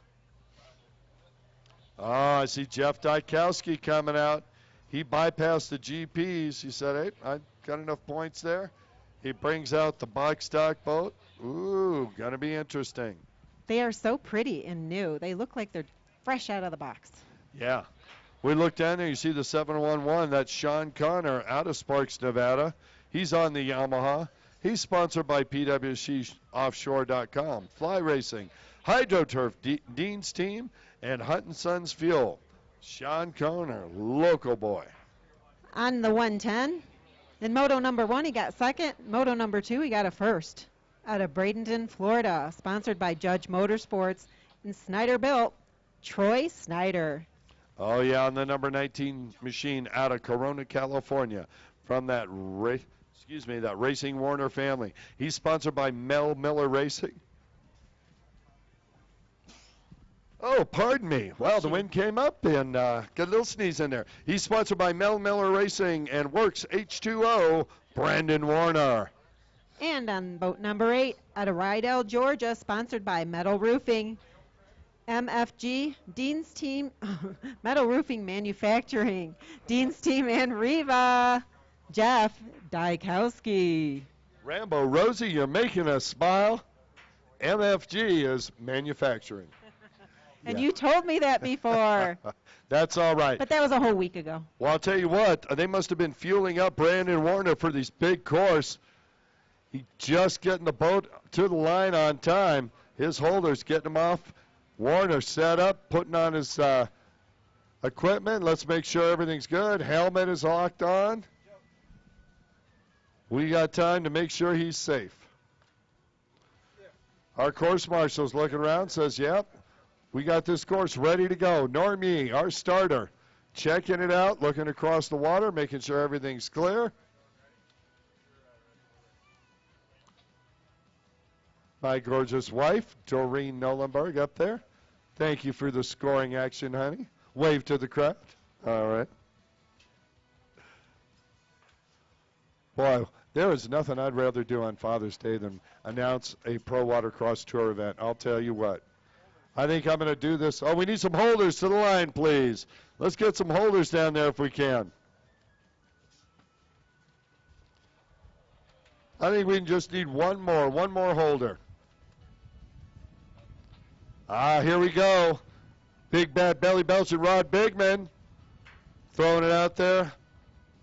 I'll tell you what, Sean Connor, you got one of the best holers in the business. Rod Bigman jumped up there. Pro-Am runabout, box stock, ready to go. I think we're going to bring that one back. There was a little case of premature acceleration. Jeff Dykowski, he turned 60. He couldn't wait to get this race started. Unfortunately, that's going to cost him. Our riders really want to get that hole shot. Unfortunately, if you jump the start, guess what?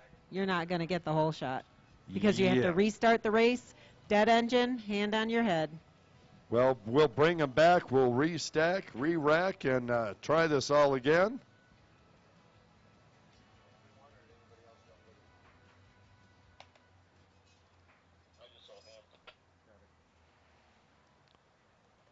All right, take a look down on the line as they put that rubber band back. Everybody's going to take their positions again.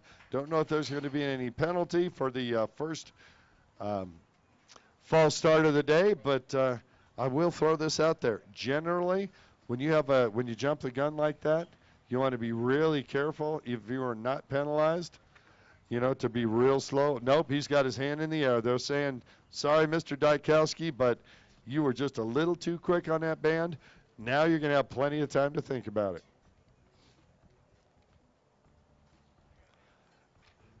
Jeff Dykowski, veteran rider, he knows what's up.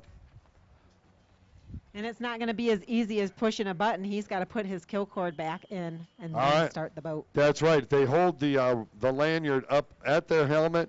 They'll put it down, and off they go. He was pretty quick on that. Troy Snyder, gone. Troy Snyder, gone. Absolutely ballistic out there. Troy Snyder with that Judge Motorsport powered machine.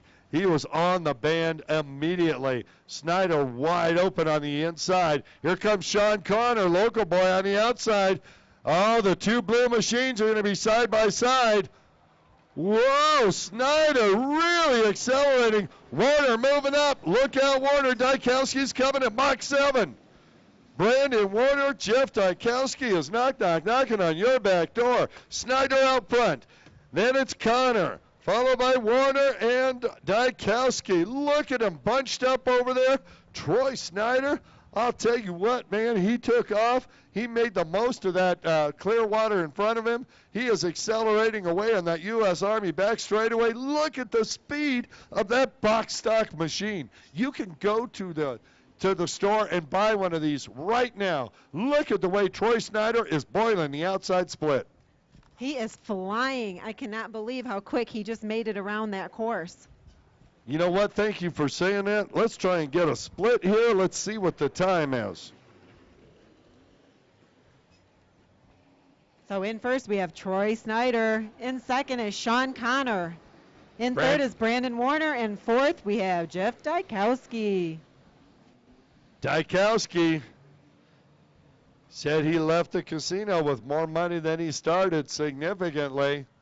He might have been a little too happy last night because that premature acceleration on the first start really cost him. He's at the back of the pack now. Troy Snyder's not the back of anything. He's got almost the entire U.S. Army back straightaway. He's hitting and getting, as they say. We'll try and get a lap speed on him. I'm going to compare this with the Pro Ski GP later on. He's taking those corners really nicely as well. Oh, he's setting it up beautifully.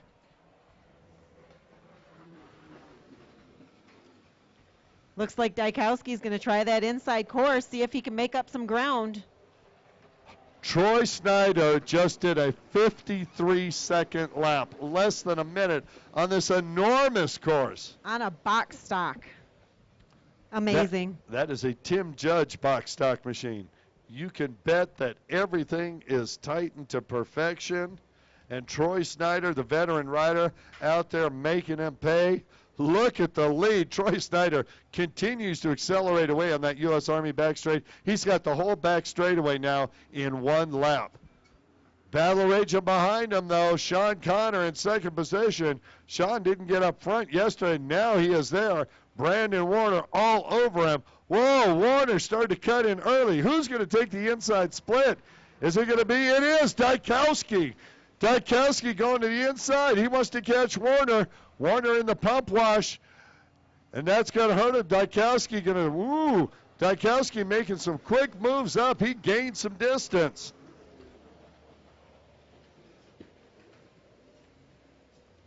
Wow, so excited watching the race back there. I forgot to hit the watch for Snyder. We'll see what the 3-lap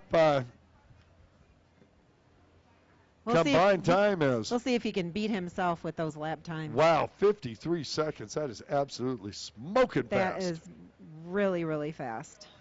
All right, second, third, and fourth onto the U.S. Army back straightaway. Meanwhile, your leader, Troy Snyder, Judge Motorsports powered, on the far right-hand side of the course. He is on the main straightaway.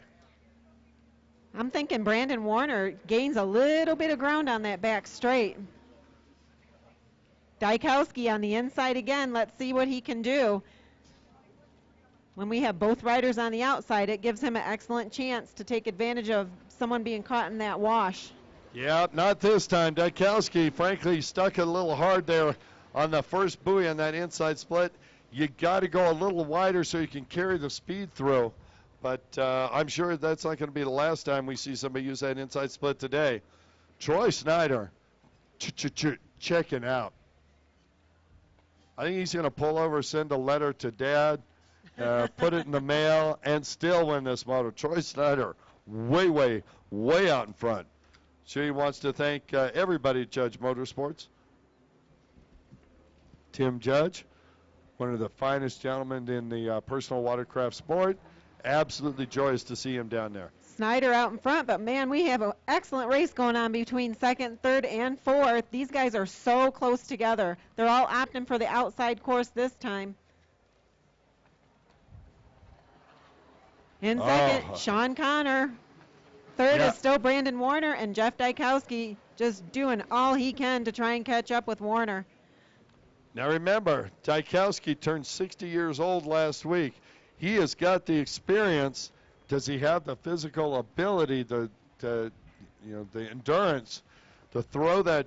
I'll tell you what, it is so much harder to be back in the pump wash. Anything other than clear water in front of you makes it way more difficult. The boat slides sideways and then catches. You got to hold on to the boat. That happens about 70 times a lap. Absolutely. You don't just sit there and hold on. You got to really work that boat. Here comes Snyder. He's working it. He's working his magic on that big machine. Look at the battle raging. Inside outside. Dykowski once again going to that inside split. Looks like he might have made it work a little bit better this time. Brandon Warner getting caught up in that pump wash. I'm wishing Warner would take a different line off of that split so he can get some more solid water, accelerate all the way up this front straightaway. That would help him in the far left-hand side of the course. Oh, what? I'll tell you what, race 7's going, but we need race 8 to the line. Pro-Am Ski GP, come on down. And we have Snyder taking the outside course, and he is going to get that halfway mark. Halfway through this race on the U.S. Army back straight, we have second, third, and fourth in a very tight race. Sean Connor, you know what? I'm thinking Connor start. Oh, and here we go. Brandon Warner going to the inside. Warner sliding a little bit there. Can he make it work? We'll see if Dykowski can make this work too. This might be to his advantage. Warner looks over. Here comes Dykowski. Warner not going to give him a corner. And Warner would not move over. Dykowski just stuffed that thing sideways. I am telling you, Jeff Dykowski, I got to hand it to him. He is one surly veteran rider. He's not giving up an inch to anybody on this track. Absolutely. We have Snyder nearly a half a lap ahead of the guys. Sean Connor, though, he is definitely holding his own because Brandon Warner has been trying to pass him this whole race, and he is not letting him by one bit. Well, you talk about physical endurance. Sean Connor has been an offshore racer for years. So, he doesn't measure things in minutes. He measures them in hours and miles. So, Connor, not going to be a problem with physical endurance here. So that offshore racing is typically a lot of miles, right? Whereas our closed course racing is definitely much, much smaller. Although this course is rather large compared to others that I've seen. What's that? I was comparing the offshore and the closed course. I said Yeah. offshore is so much bigger of a course, but this one's a large course compared to some of the other courses that I've seen. Well, speaking of which, the Long Beach to Catalina race coming up. Yeah, you can see that live streaming 247.com. You can see them on Facebook. You can see all the popular races around the planet there. Thanks, Richard Ignacio, Maverick. Troy Snyder continues to lead, far left-hand side of the course. He's out for, let's call it a Sunday morning ride. Sean Connor, on the other hand, has got Brandon Warner all over. Brandon Warner is just persistent as all get off, and Warner keeps taking these tighter lines, making up a little bit of distance here and there, and then we get on the back straightaway, he hits that pump wash. Wow, looks like he is not doing that this time. Look at Warner stuffing that red boat hard in the corner. Look out, Sean Connor. Here comes Brandon Warner, and Brandon Warner, look out, Jeff Dykowski is coming at you. I'll tell you what, Jeff Dykowski, you can feel the tension there. He is a grizzled veteran, and he does not like to lose. He's going inside again. Dykowski going inside. Warner sticks it just a little bit through the pump wash there. Dykowski going to be a little bit. Oh, Warner getting offline. Connor cutting up the water. Warner going right into the pump wash, but makes it stick this time. Brandon Warner is gaining ground. Brandon Warner coming at it. Is that Deborah? Do I hear Deborah down there? Deborah Warner, we haven't seen you. I want to hear it. Oh, he's definitely gaining on him.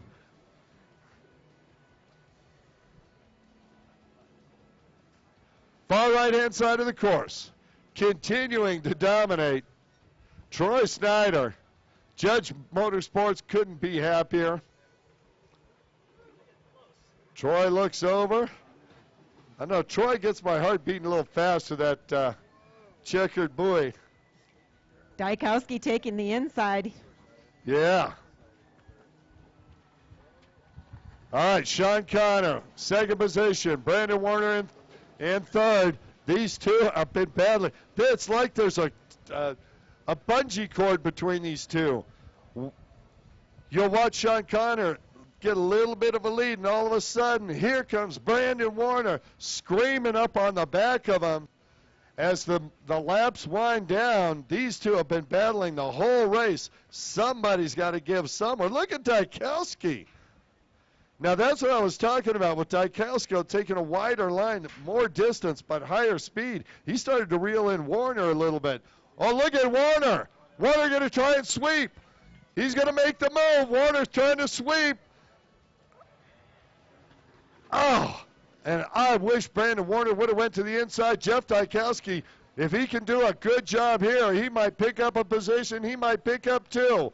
Here comes Sean Connor and Brandon Warner. Look out, they're going to be side by side. Dykowski, Warner just, like I said, it's like a bungee cord. Warner gets shot over there. It's like he picks up speed. It is the final lap. White flag coming out. This is incredibly close between second, third, and fourth. Oh, Warner got a good drive there. If he can stay out of the pump wash and stick. Oh, gets stuck there. Watch Warner. He's going to try again. White flag coming out. I don't know that he knows that yet. They'll get it, so there's another lap after they cross the finish. Warner going to try a shot to the inside. No, he's going outside. Dykowski inside again. Sean Connor making the turn with Brandon Warner all over him like a bad habit. Here comes Dykowski again. Warner looks over, shakes his head, now trying to set up a little differently. This is the final lap for these three riders. Second, third, and fourth, all in question. First, not so much. Troy Snyder, Judge Motorsports Power, he is just out. You can see he's backed off. He's saving the machine, saving the fuel. No sense to push it too hard. One more time. Folks, as this veteran rider comes to the line, you got to give him some outrageous applause. He was so dominant in this race. Put your hands together. Oh, look at Warner. Warner makes a pass. Warner dives to the inside. Sean Conner, and here comes Dykowski. Dykowski to make a pass too. Dykowski goes all the way from last into third. Here comes Warner. What a move. Wow, I'll tell you what a race-long battle that was having. Sean Conner is just shaking his head going, where did these guys come from at the last? Wowee, wow. Brandon Warner, Jeff Dykowski, you guys are rabid out there. So let's take a look at the points.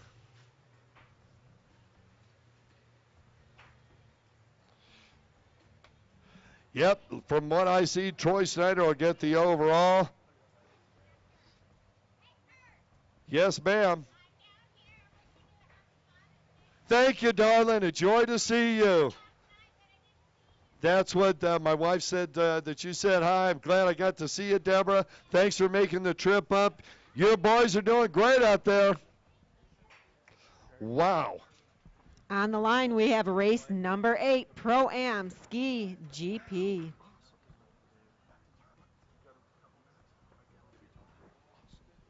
All right, boy, what a battle that was. It was crazy. I'm looking at the points here. We've got Jeff Dykowski. That'll be 7 points. Brandon Warner, that'll be 7 points. They matched up. Troy Snyder, of course, in first. So it'll be Snyder first, Warner in second, Dykowski in third, and Connor in fourth. On the line, Pro-Am Ski GP, boat number 3 out of Yakima, Washington, sponsored by Commander, RM, Fly, Blow Vision, Villian, Jet Trim, Rhino Power, and 360 Fly, David Redinger. Sorry, a little mic drop there. I dropped my mic when you said Blow Vision. It's actually Blowsion. It's just a friend of mine from Upness. Unfortunately, Johnny passed last year, but the company's still strong and supporting Redinger. Great company. Just want to throw it out there. On the number 7 machine out of Ackworth, Georgia. You heard Warner before. Here's the older brother, Craig Warner. On the 149, Pete Zernick. The 702, Thomas Pageon. The 658, Ian Roberts. All right, the battle is raging. Oh, I'm telling you what, I am so excited I can barely sit still. Look at this, side by side on the inside split already. One of those boats looks like potentially Ian Roberts dipping a shoulder. We'll check them as they come around, so I didn't catch that off the line. Watch them as they come out side by side. Oh. Yeah, it's David Redinger and Pete Zernick. Zernick can hit the log jump first. Sky shot, as does Redinger. It's Zernick, then Redinger, then Roberts. Oh, no, it's Warner. Craig Warner makes the move on Roberts. All right, count it out. Out in front, Pete Zernick, Sacramento boy. Behind him, David Redinger from Washington. And third, Craig Warner, Southern California, now out of Georgia. Ian Roberts right here out of Reno Sparks. Look at the speed of these GP machines as they're flying down that straightaway. And they were flying over that log jump. On the right side of the course, looks like they are all opting for the outside. Let's see if any, oh, someone's taking the inside.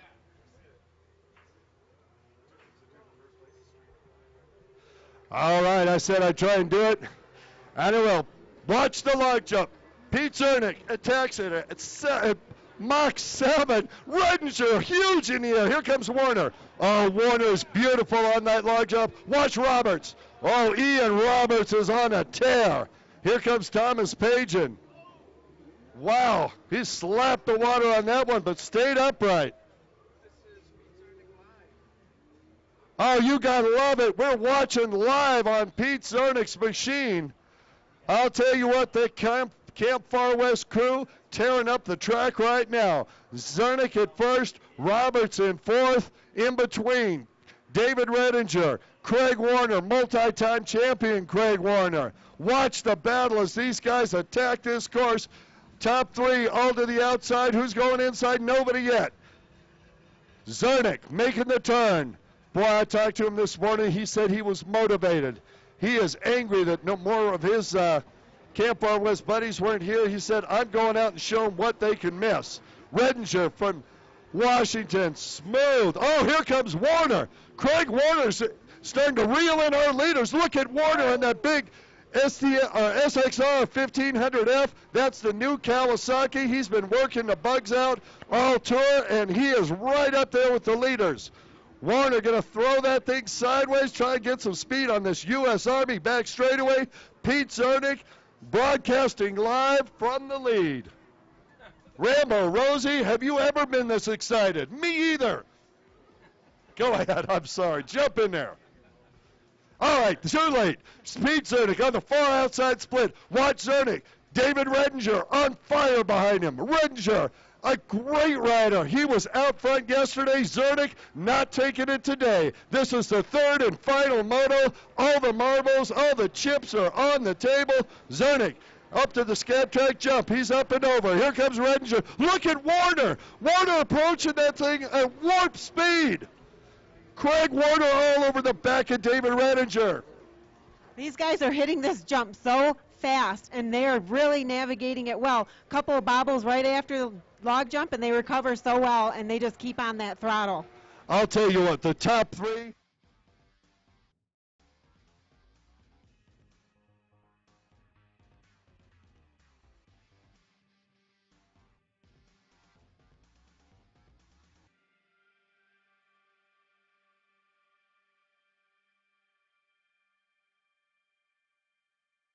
He was talking about it earlier in the pits. He says, I really want to show him today what these guys are missing. He's going to do the rest of the tour. We are looking forward to Pete Zernick going east. I'll tell you what, the rest of the class isn't. Zernick up and over the log jump smoothly. Here comes Redinger. Redinger backs out, but not Warner. Warner's accelerating over it. Warner driving on the inside of Redinger. Watch as they go through. Pete Zernick streaming live over the internet. Absolutely brilliant. His sponsors got to love him. Liquid Militia says hello, hello, hello. Down that U.S. Army back straight, you can see just how much speed these things have. I'll tell you what. I see Craig Warner in the third position. We talked with at the rounds. He got injured. He's battling a lot of pain out there. He's also on a machine that's in development. The boat's out front. Pete Zernick, David Redinger, they've been working on these triple-cylinder two-strokes for years. They've got it down. They know what they're doing. But Warner, not only is he battling the pain, look at Warner coming on the inside. He is coming at warp speed. Look out, David Redinger. Look out. Oh, Warner going airborne with that heavy machine. Check it out. Forward left-hand side of the course. First, second, and third, all within one buoy of each other. Pete Zernick settled down.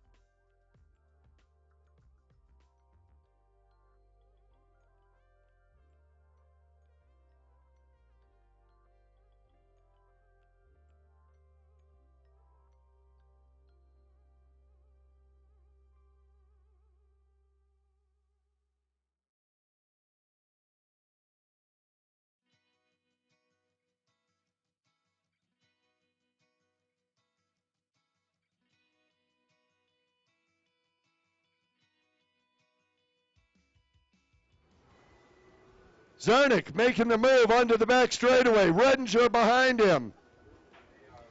Zernick might run into some trouble, though, because he's coming up on a lapped rider. Let's see. That's Thomas Pagan. Nope. Thomas moves over. He knows their leaders are coming. Those guys practice at Camp Far West together. Redinger going to try it. Nope. All our riders following that outside after they're playing follow the leader after Pete Zernick. I can tell you why. And you know what's great? Pete's out front. He doesn't even get any water on the lens of that GoPro on his head.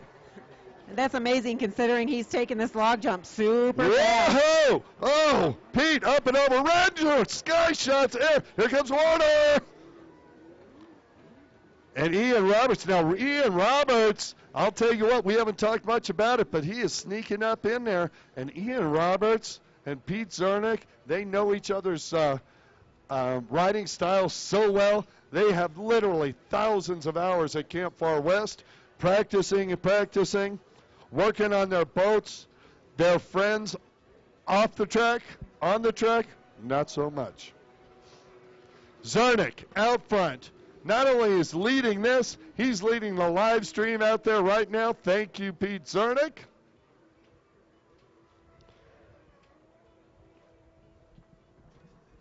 Say something. So following Zernick, we have Redinger, Craig Warner behind him, Ian Roberts, Thomas Pagan, and Gabe Hooper.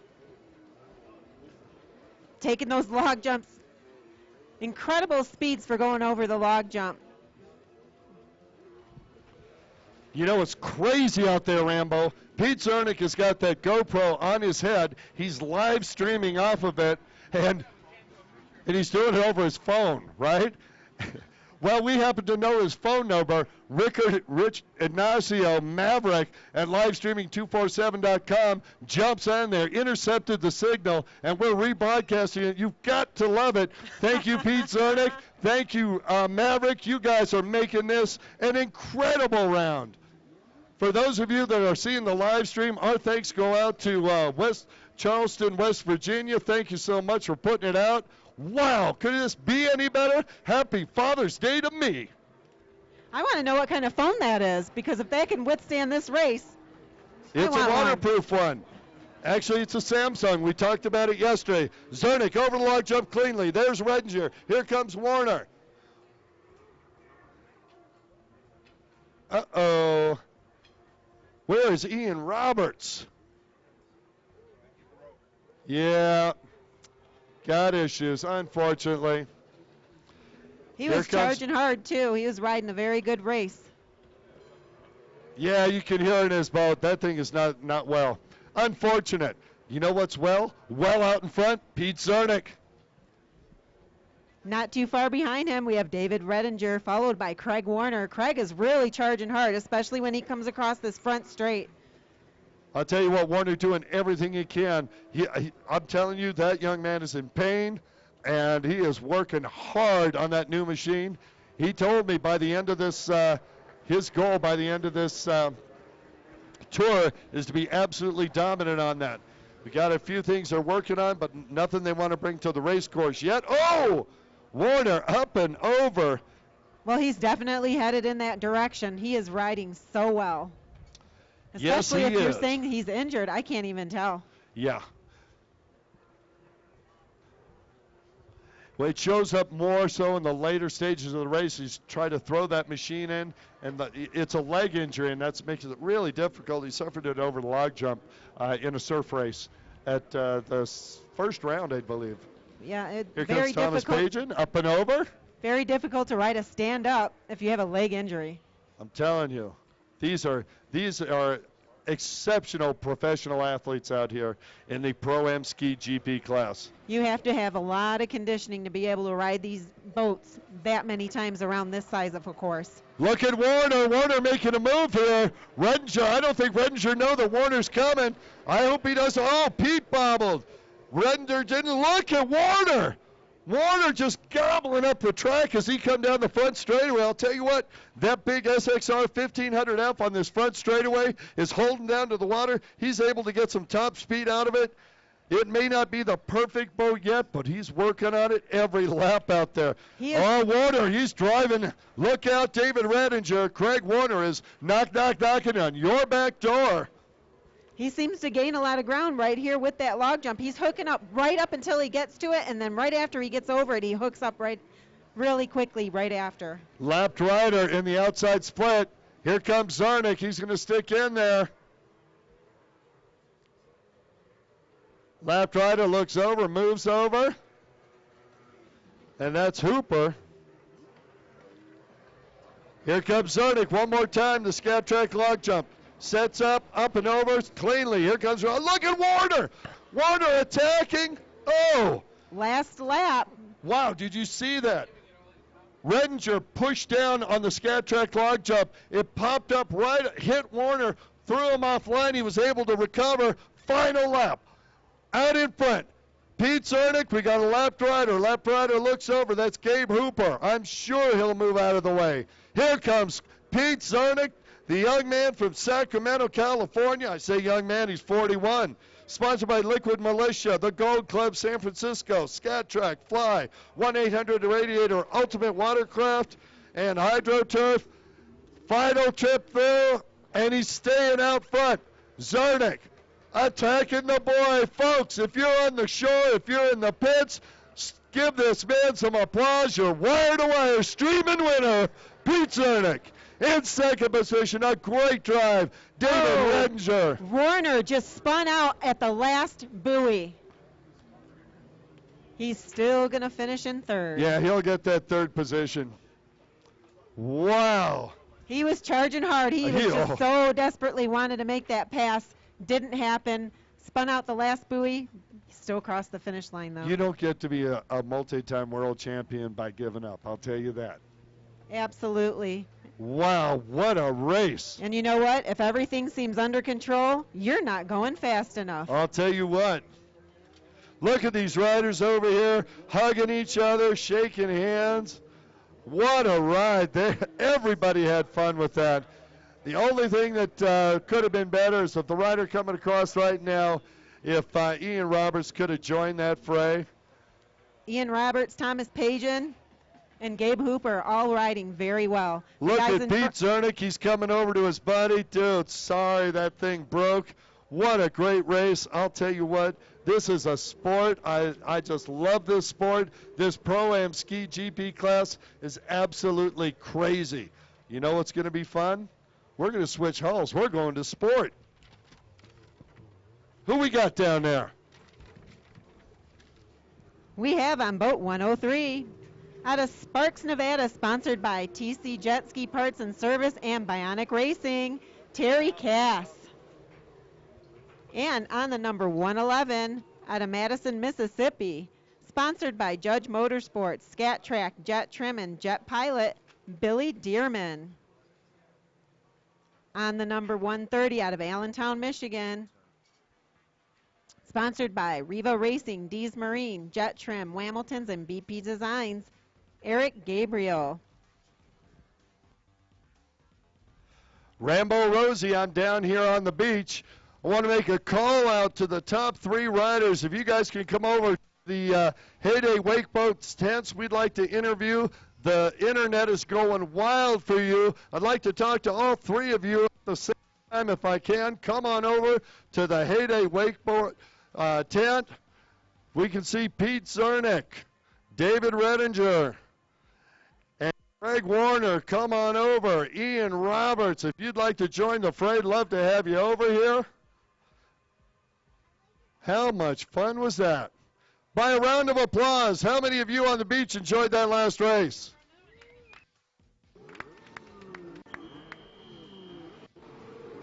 All right, riders, you make your way over when you got your machines put away. And they're off.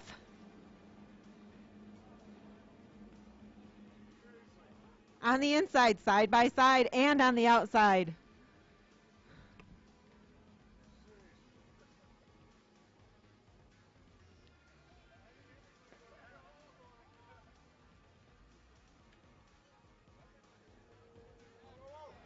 Oh, these sport class boats tearing up the track, far right-hand side. It's an HX out front. Here comes Billy Dearman. Is that Rod Bigman? It is. Big Bad Bentley Belcher and Rod Bigman on that 301 C2HX with the lead. Dearman in second. It looks like Eddie Clavel is in third. That is Clavel. You are right. That's got to be Jeff in fourth. Yep.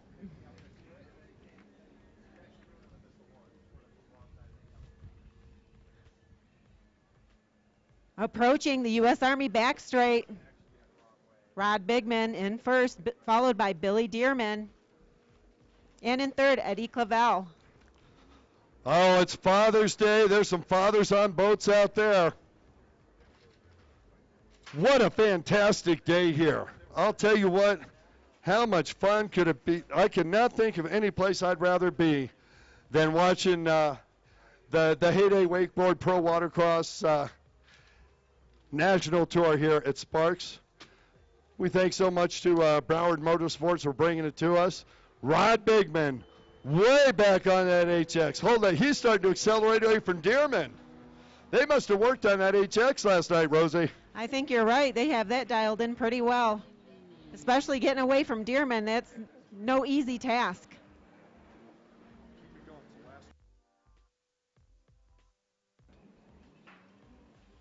On the left-hand side of the course,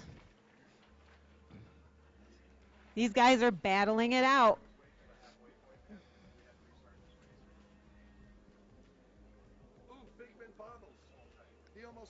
Oh, Bigman just bobbled. These guys are looking for any opportunity to catch up and pass. On the right-hand side of the course, we have Bigman taking the outside. I'll tell you what, you know who's watching this? Brian Boel from Ultimate Watercraft. I was talking to him yesterday. He was down on Body Beach getting some watercraft together. His buddy, Rod Bigman, making good use of that Ultimate Watercraft power. Billy Dearman, veteran rider, is like, okay, I'll follow you around for a little bit. I'll tell you what, right now, Rosie, I don't think this race is over, not by a long shot. And look at this. Here comes Jeff McPhail. McPhail way back on the, oh! McPhail almost in the tray of Terry Cass. Oh, Jeff McPhail. Now, McPhail had 2 wins. He needs to move up for the overall. Jeff McPhail is committed. Look out, Terry Cass. Jeff McPhail is coming at you at warp speed. Speaking of warp speed, look at Rod Bigman, far right-hand side. Bigman, which way are you going, inside or outside? He's going to take the outside. What about Dearman? Dearman going outside as well. Here comes Clavel. All three using the outside. I don't know. I'm thinking an inside move, especially in this class, might pay off. Rod Bigman, and he is a decent-sized guy, way back on that HX. Billy Dearman setting up. I'll tell you what, Billy Dearman rides a blaster as good as anybody on the planet. So we have Bigman, Dearman, Clavel. Correct. And look at Jeff McPhail. McPhail back behind that 103 and Terry Cass. All he's got to do is make a couple of positions moves up, and he could get the overall. If he stays where he's at, though, not going to happen. Billy Dearman going to take it home.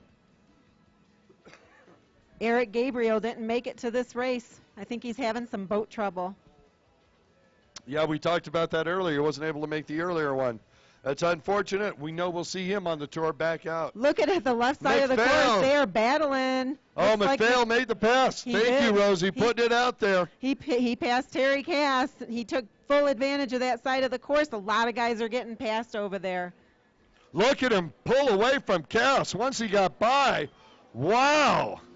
Oh, Billy Dearman. Look out, Rod. Billy's knocking in your back door. Eddie Clavel in tow. Sorry. Halfway through the race, we just saw the halfway point flags were raised. Oh, we're gonna have to get out the calculator, do a little math here. You know the math that I don't need? That Pro-Am Ski GP race was fantastic. Absolutely. Well, what's interesting in this race is that Jeff McPhail, Moto number 1 first, Moto number 2 first. He's near the back of the pack right now. He's going to try and pick these guys off one by one, hopefully to hold on to that number 1 overall win. So McPhail, to win, will have to get up into the 3rd place position. That's the only way that works out for him, period. Let's see what he can do, because right now on the right-hand side of the course, we have Rod Bigman followed by Billy Dearman and Eddie Clavel. And I'm saying that if the positions stay the way they are with Rod Bigman ahead of Dearman, if Dearman wins this moto, he gets the overall no matter what. I do think that he will be able to catch up a bit more, though. We are only halfway through the race. Tell you what, you got to put a lot of fuel in the boats for this large open course. These guys are getting speeds that they don't normally get. Bigman looked over his shoulder, saw Dearman right there. Do not look back, Rod Bigman. Don't hesitate, accelerate. And they want to find that happy medium with the fuel, because they put too much in, it weighs down the boat. They don't get to go as fast. You put too little in, you're not going to finish the race. Sounds like NASCAR to me. Oh, yeah? Sounds like all kind of racing. But you are so right, Rosie, especially with these, with the boats, the buoyancy of these boats. A heavy fuel tank can make a huge difference in the way they handle. Speaking of handle, Rod Bigman's handling the lead pretty well. Billy Dearman is looking over where Jeff McPhail is. He wasn't looking at the guy in 3rd. He was looking at the guy in Billy Dearman. This is a veteran rider thinking about it the whole time. If McPhail gets 3rd position and Dearman doesn't win, McPhail will get the overall. If Dearman either wins the moto and McPhail does anything but 2nd, Dearman will get the overall. The way it stands right now, Jeff McPhail's fate's kind of in his own hands. If he can get up in that 3rd spot, it looks like he's starting to reel in Eddie Clavel.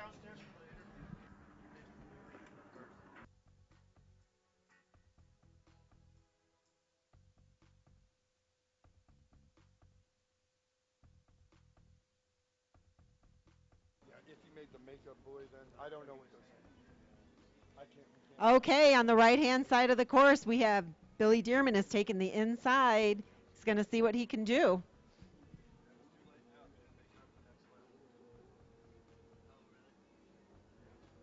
Made up some ground on that inside course. In first, we have Rod Bigman, followed by Billy Dearman.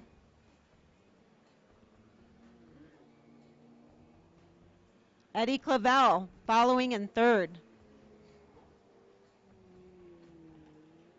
And in 4th position, we have Jeff McPhail and our local talent, Terry Cass.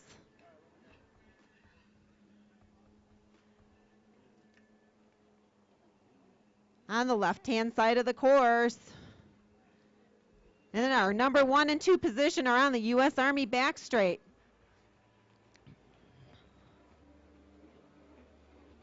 I'm thinking that Rambo, I'm going to jump in here. We All need right. to see Ian Roberts down at the base of the Tower of Power. Ian Roberts, if you can make your way over here, please. Billy Dearman is opting for that inside track again on the split. Let's see if he could make up any ground. We have our white flag out last lap. Billy made up some ground on the split. He has 1 lap to change it. He needs to pass Bigman before the checkered flag is out.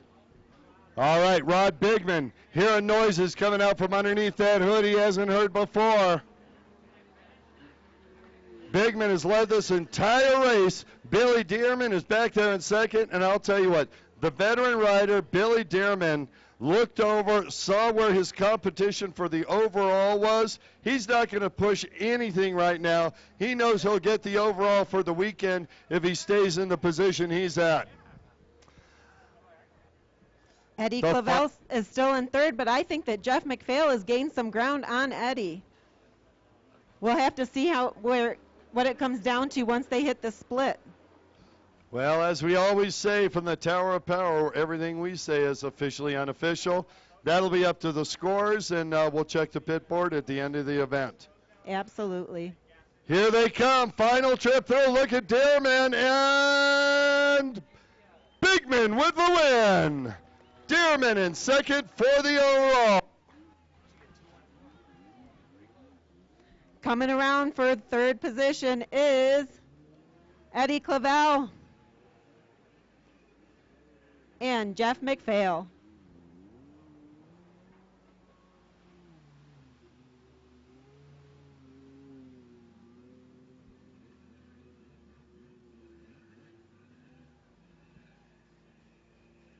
Terry Cass, he's going to navigate the last portion of this course for the checkered flag. He is a Sparks, Nevada local, so make sure you give him a big round of applause when he crosses that finish line.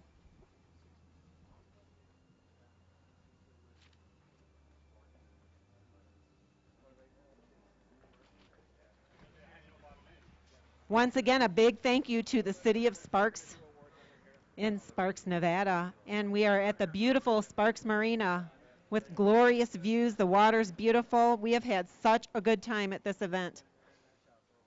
Rambo Rosie, thank you so much.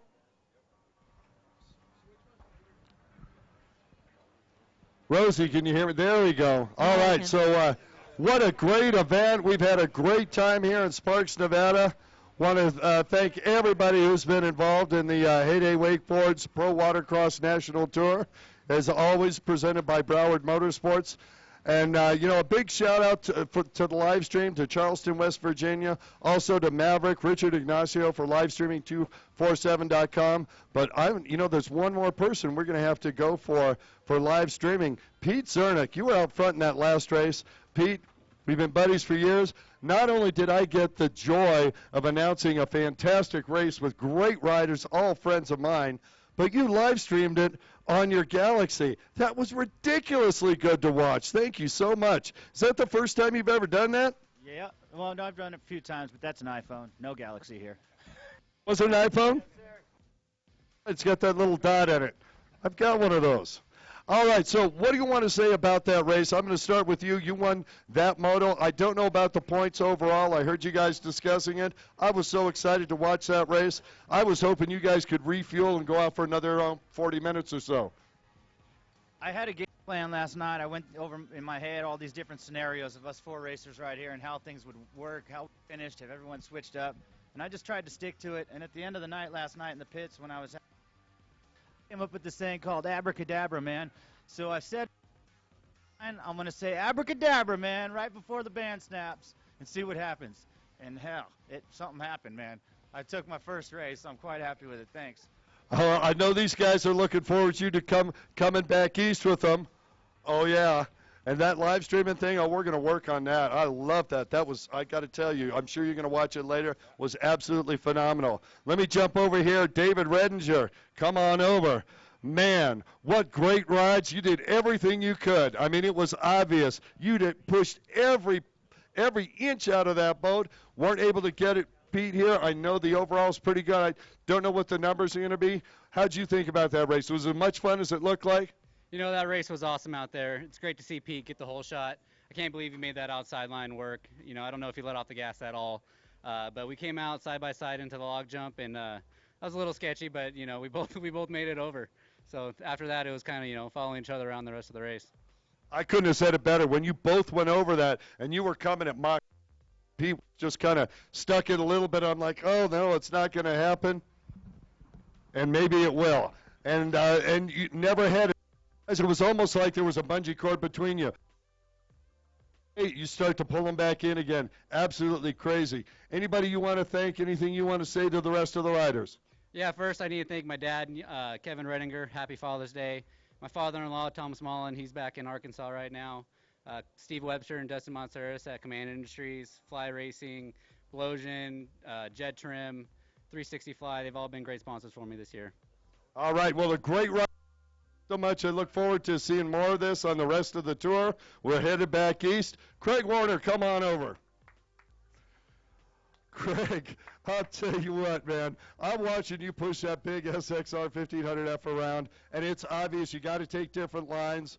It's got to be frustrating for you not to be able to have the development time that you've had on other boats in the past, but we've seen it incrementally getting faster, getting faster. What did you have as much fun as I thought you had out there? Yeah, it was a lot of fun, especially chasing these guys down.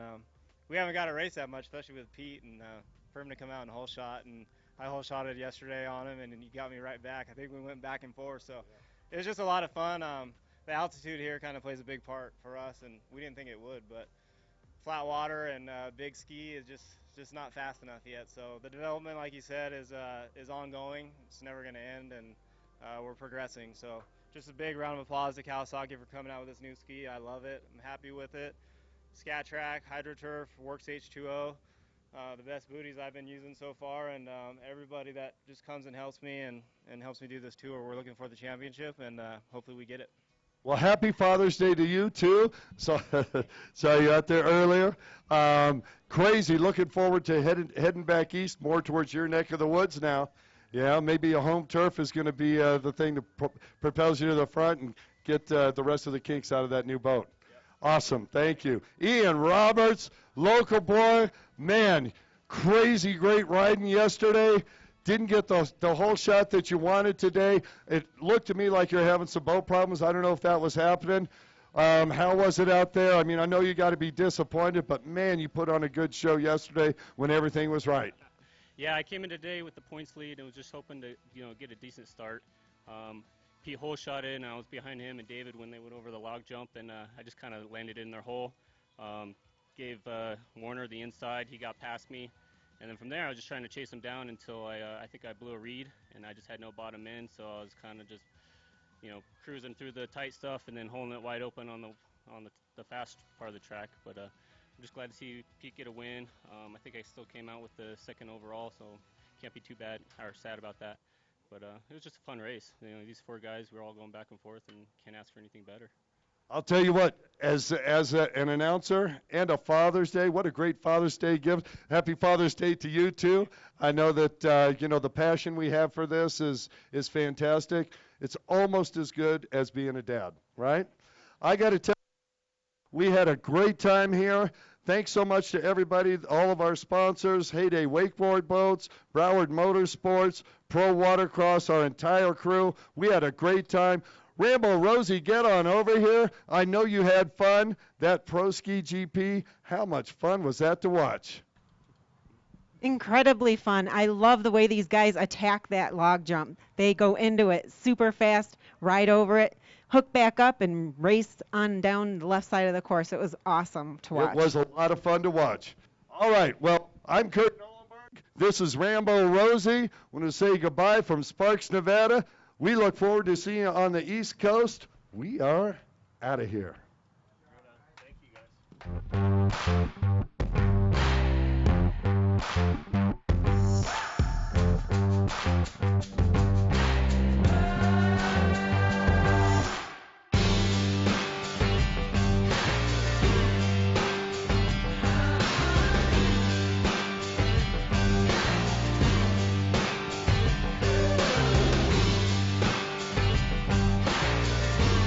Understand why the Heyday design is so unique, you need to understand what separates a great wake surfing wave from an average one. Great wake surfing waves have a high, rigid curl. If your wave is soft or short, it directly impacts its ability to sustain a rider and push them forward, which is why wake surfers require no rope once in the surf pocket, a term we'll explain in a moment. This pushing energy is the key and where the Heyday design shines. Most wake surfing boats rely heavily on expensive wake shaping tabs to help create their wakes. The Heyday, however, does this purely with its innovative hull shape and displacement. Displacement, or the amount of the hull that rides below the waterline, determines the height of the wave. To increase the displacement, our standard integrated ballast tanks are filled with water to add weight, and in turn, push more of the boat's hull into the water. Hull shape determines wave shape. The Heyday design has a number of distinct advantages that allow it to create a better wake surfing wave. Strakes. Traditional boats have raised ridges which run along the length of the boat to create lift. They're called lifting strakes. In a wake surfing boat, as you want to push the boat into the water rather than lift it, we design strakes which do the opposite. We call them bailing strakes, as they essentially push or bail water from beneath the boat out to the side of the hull, minimizing the hull's resistance to being pushed down, allowing the heyday to achieve more displacement. Our unique 117-degree transom angle creates a natural curl in the wave as the water releases from the hull side at different times. At the same time, soft radius transom corners pull the water around on the listed side of the boat. The listed side varies based on whether the rider rides left foot forward or right or goofy foot forward. This creates the wave's curl, also called the surf pocket we referred to earlier. The curl creates push, and the push is where all the fun starts. The wall of water you're looking to create needs to be firm and clean. Some call it the green water, as the water often takes on a greenish hue when in a good curl. Just think clean and green.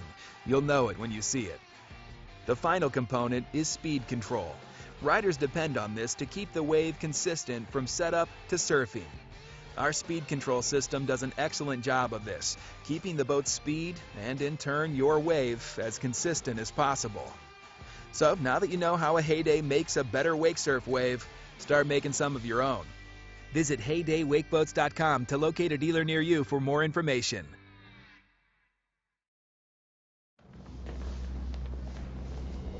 Every team trains hard.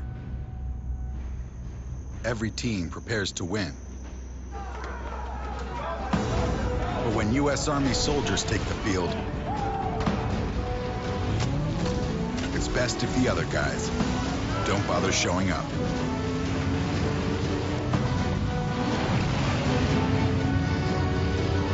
See if you have what it takes at goarmy.com/team.